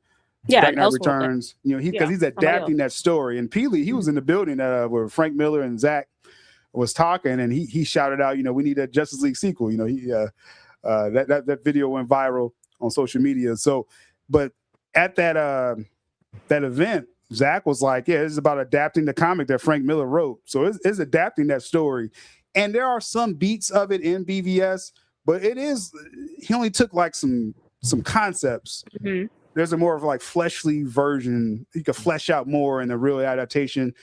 It may be a good idea to do a new cast for that, just to make that a one-off, one-shot story. I prefer keeping the same cast for things, but seeing how they're already kind of experimenting with the whole multiverse with the Nightmare version and in the standard universe, I think throwing in a TDKR universe with the same cast might confuse people too much, and people will wonder, is this tied to the overall storyline with what's happening with the Snyder Cut? So you're better off just doing something completely new on its own to the side. And again, what Zack said, like, because someone asked, when are you going to do Dark Knight Returns? Or Dark Knight Rises, I'm thinking Returns. Returns. Yeah, I'm thinking of Nolan. But they asked Zack, when are you going to do this? And Zack just basically, when they let us. When Paramount lets you, I think that's what we're saying. Or maybe it's Warner Brothers. We'll talk about that now as we transition. They'll be the same soon.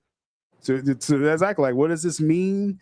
As far as Zack Snyder, what has he been up to lately? Zack at Warner Brothers, Jules, like what? Like, how is this possible? With the famous water tower. Unreal. Because if you just look at the timeline that we're in right now, where people are like, oh, Zack, he's just teasing stuff. He's talking about DC every day, but it's just memory lane. He's like, yo, I'm on the lot right now. They own DC right now. And you don't think Zack Snyder is talking about DC to Warner Brothers when he's in their face? Like, he's up there in their face. You don't think he's asking them about the Dark Knight Returns or whatever, right? So this is, I feel just with Zack on that lot, it could be a number of projects he's talking about. But as long as Pam Abdy and Mike DeLuca is there, I always think we still have a shot at the SnyderVerse. Let's say the Paramount deal delays to next year. He still has an end with Warner. Because, okay, if the Paramount deal closes, if the trial goes, just say worst case scenario, they wait to next March 2027 to actually do the trial. They got to present the evidence. They have to play out. They won't close until about the time Man of Tomorrow comes out. Summer. Worst case scenario, okay? Well, I think it's going to be settled this year, okay? But let's just go with that, like worst case scenario. By next summer, Gunn's contract's up, Safran's contract's up. Warner Brothers could just be like, okay, you know, we got Zack here. We got the Paramount connection as well with the Saudis. So how I take this picture, Jules, is Zack, he has this covered both bases. Warner Brothers, you know, and Paramount, right? Right. He did the same thing with the Paramount, with the water tower over there. Yeah, I mean, it's pretty obvious, you know, and he probably met with, who else is he going to meet with, right? Pam DeLuca, Mike Abdy. I mean, did I say that right? Yeah. Mm-hmm. Yeah. Yeah, and then I think Pam Abdy, Mike DeLuca. Yeah. Yeah, there we go. So, my bad. So, it's been a minute. So obviously, and he's also working on that 300 movie with them. Like, he's producing it. The 300 prequel was a series. Right. Right. That's another thing there. Yeah, so he's probably in there talking with them, but they probably brought up what's going to happen post-merger, right? Because why would he allude to him even being there? He made sure to take almost the same exact shot with both water towers. For context, the Paramount picture on the right, that was right after Paramount signed the deal. And then Zack was like, oh, I'm just in Paramount. You know? So now he's at Warner, but just strolling a lot. Like, come on now, y'all. He's talking about something. Right. With both of them. Mm-hmm. That's where I'm at with that. That's where we're at with that. So it definitely means something. Again, people, you know, we're beyond just, you know, memory lane. Because when Zack was starting to get active on Instagram late last year, this was like last fall, he started posting stuff. And we were like, oh, okay, Zack, you talking to people or what's going on? All of a sudden, Warner Brothers up for sale. Right, see, Zack was doing this stuff, and then all of a sudden, the big stories come out about Warner Brothers and Paramount or Netflix at that time. So we're like, is Zack hinting towards something? You know, and then he did the whole anniversary of the ZSJL, and now he's doing these Paramount pictures. He's on the lot. He's everywhere except Netflix, Jules. Like, that's what's going on. Like, yeah, I mean, that's Netflix pictures. There's Netflix is dead and gone. Like, get that out of your heads. Like, that's never happening. And shout out to Claude for the shout out. And I got another $5 from Marcus. You know, he's happy about the relationship with Pam and Mike. We're all happy about it. Mm-hmm. That's what's keeping the dream alive, right? Thank God for Pam and Mike. They're the only ones that really understand what the fans want. They're the only ones that really brought money to Warner Brothers this year. All their hits, all their moves were hits. Even though Zaslav tried to clown them in the beginning of the year, try to throw them, you know, in the gutter, try to say that they're the problem, right? Egg on his face. I mean, it's crazy seeing this in real time. And shout out to Marcus. Support Jules. She's here bringing it every time she can make it. She's a busy lady, so it's great when she can make it. It only adds to the show. You already know. So appreciate y'all supporting her via her Cash App there, and it gives us more questions that, you know, she can throw out there. So online chatter about DC, Jules, like it's never been so clear the difference of these guzzlers online that doesn't translate to the box office. Like, we have the data now, right? Like, you don't get the viewership with Peacemaker. Supergirl bombed. Superman should have did more. I mean, you see this hype for Spider-Man. Superman, again, not everything's going to make $2 billion. That's not what I'm saying, right? But Superman should have been capturing everyone, how Spider-Man is. Just the buzz of it, just the hype of the IP. And now people's like, well, you know, that's Spider-Man. That's Spider-Man. You're Superman. Superman is the granddaddy of all superheroes. It's like, what do you mean? So it's no excuse. I don't take no excuse with that. And that's why I said Reeves, the ball's in your court now. Like, you gotta bring this same passion to just comic book fans globally. You gotta get China. This is cut to the chase. Gotta get China. You gotta get China to come and watch your film, because we see what happened with Superman. He got like less than 5 million. This is the same China that less than 9 million what Superman got with China. You look at Spider-Man. I mean, Spider-Man got that in like 1 hour in China. It's ridiculous. It's already Spider-Man branded has already done $1 billion internationally overall. Okay, 120 of that at least is with China. So DC has to get back to that. And Superman couldn't do it. Superman couldn't do it. Batman, you're up next, Reeves. And if you don't recapture an international audience, you just can't make money in theaters anymore, right? The big three of superheroes.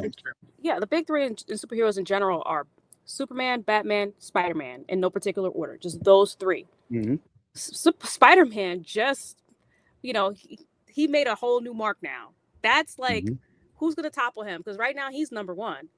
Gunn destroyed Superman already. Can Reeves bring it with Batman? I don't think he can. He didn't bring it last time. I don't see how he's going to match up. DC has a lot of catching up to do.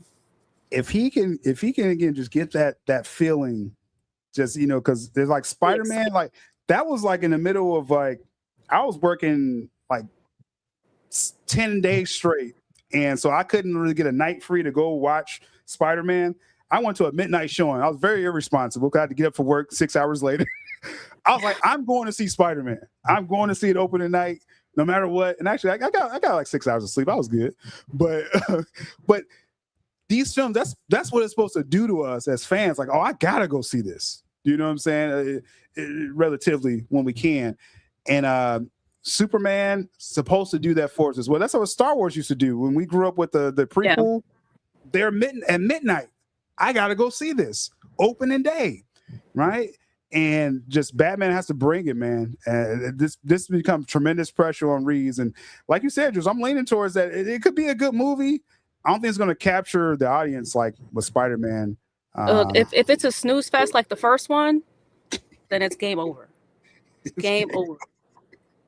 It's game over at this point with that. So very interesting. And I don't know if I fully got your thoughts, Jules, as we kind of wrap this up. Last minute comments or questions, throw it in the chat.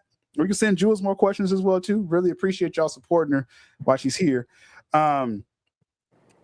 What do you think this means, though? Like, just him being on the Warner Bros. Like, is it just simply like we said, they're talking about something, or just how does that land with you? I would, if he didn't. I mean, it's shocking that he's in the Warner Brothers lot in general, just because of all the bad blood and history between them. Even though a lot of those execs are no longer with the company, a lot of the people that worked there at the time are still there. So you still have those politics playing out at Warner Brothers. Pam and Mike have always been his strongest supporters. We know he's working on the 300 movie. It could simply just be that.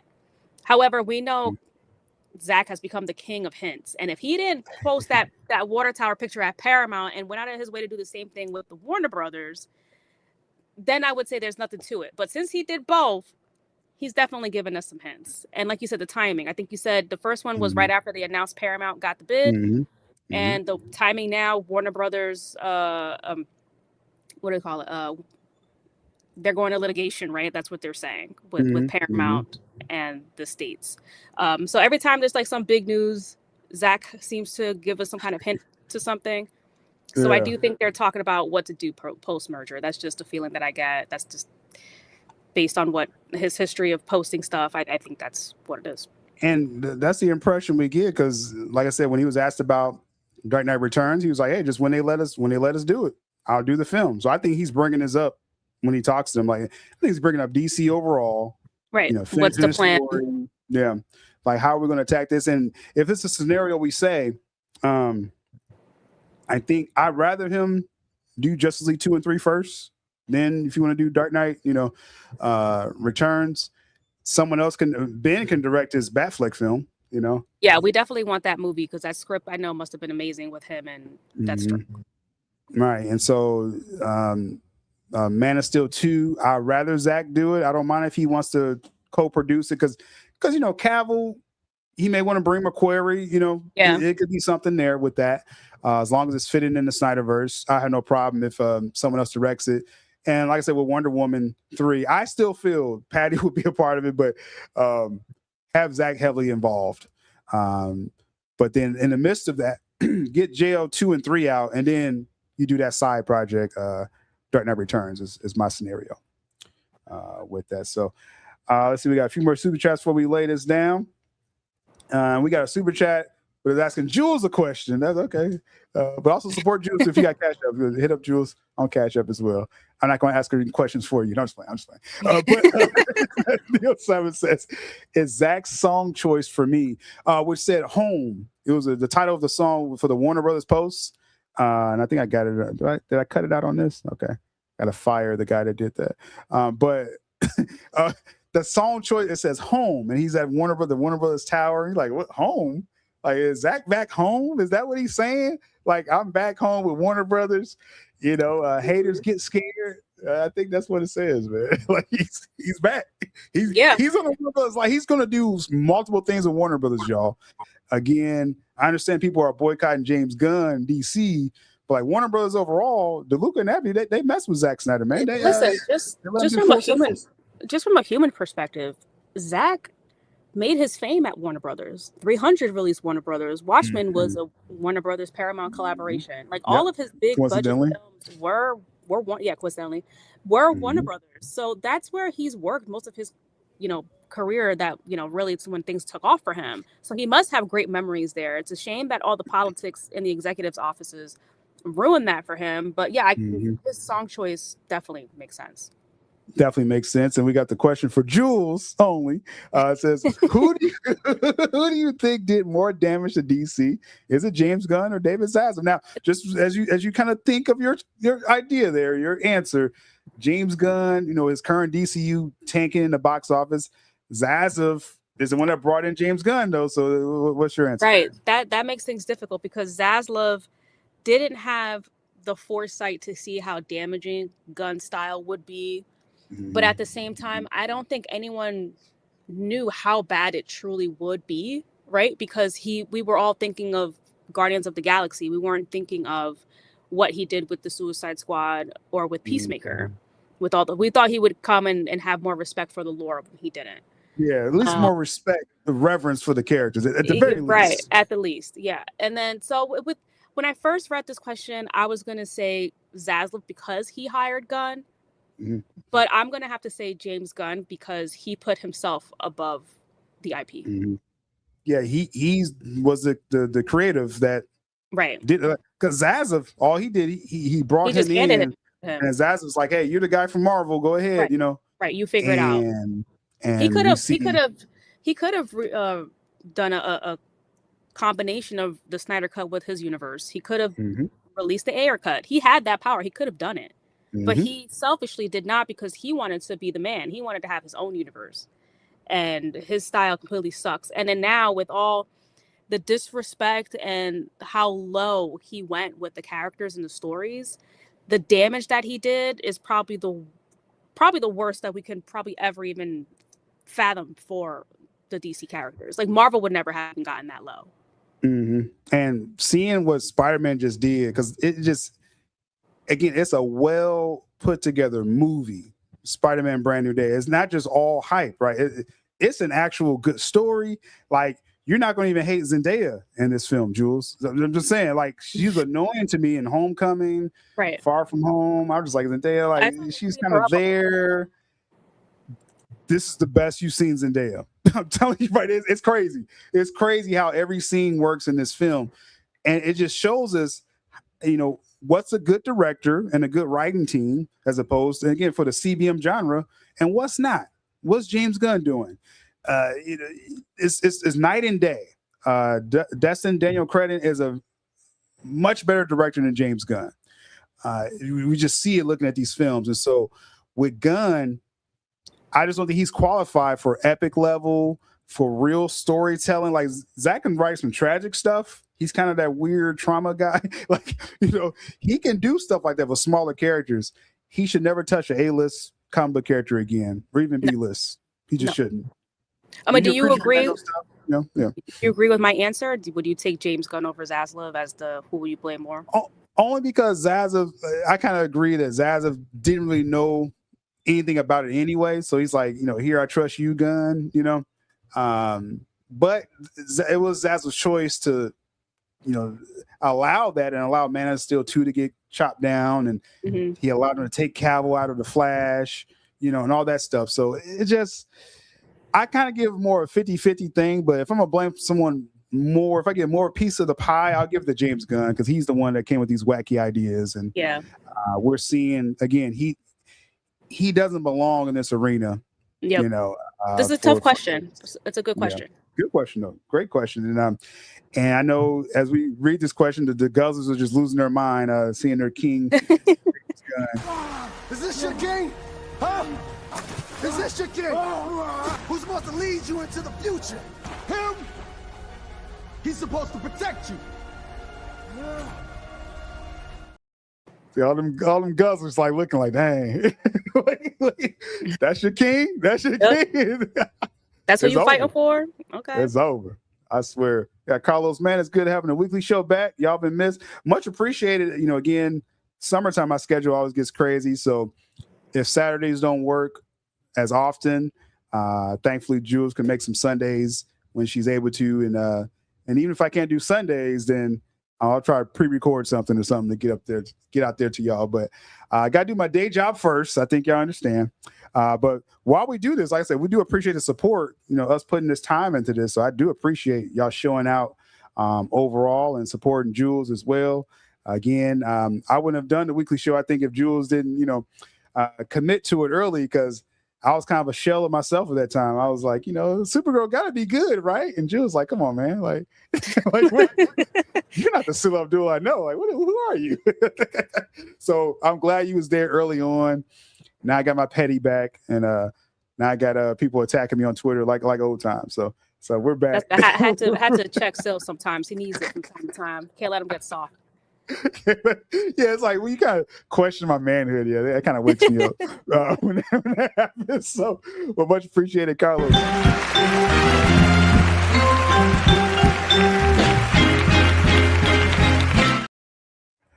All right. So as we close this out for the show, again, it is just coming up. It's a week-to-week thing. I'll kind of know how my weekends are, like close to the weekends. I'll make sure y'all know when I can make it, and communicate with Jules as well to set up something if we can.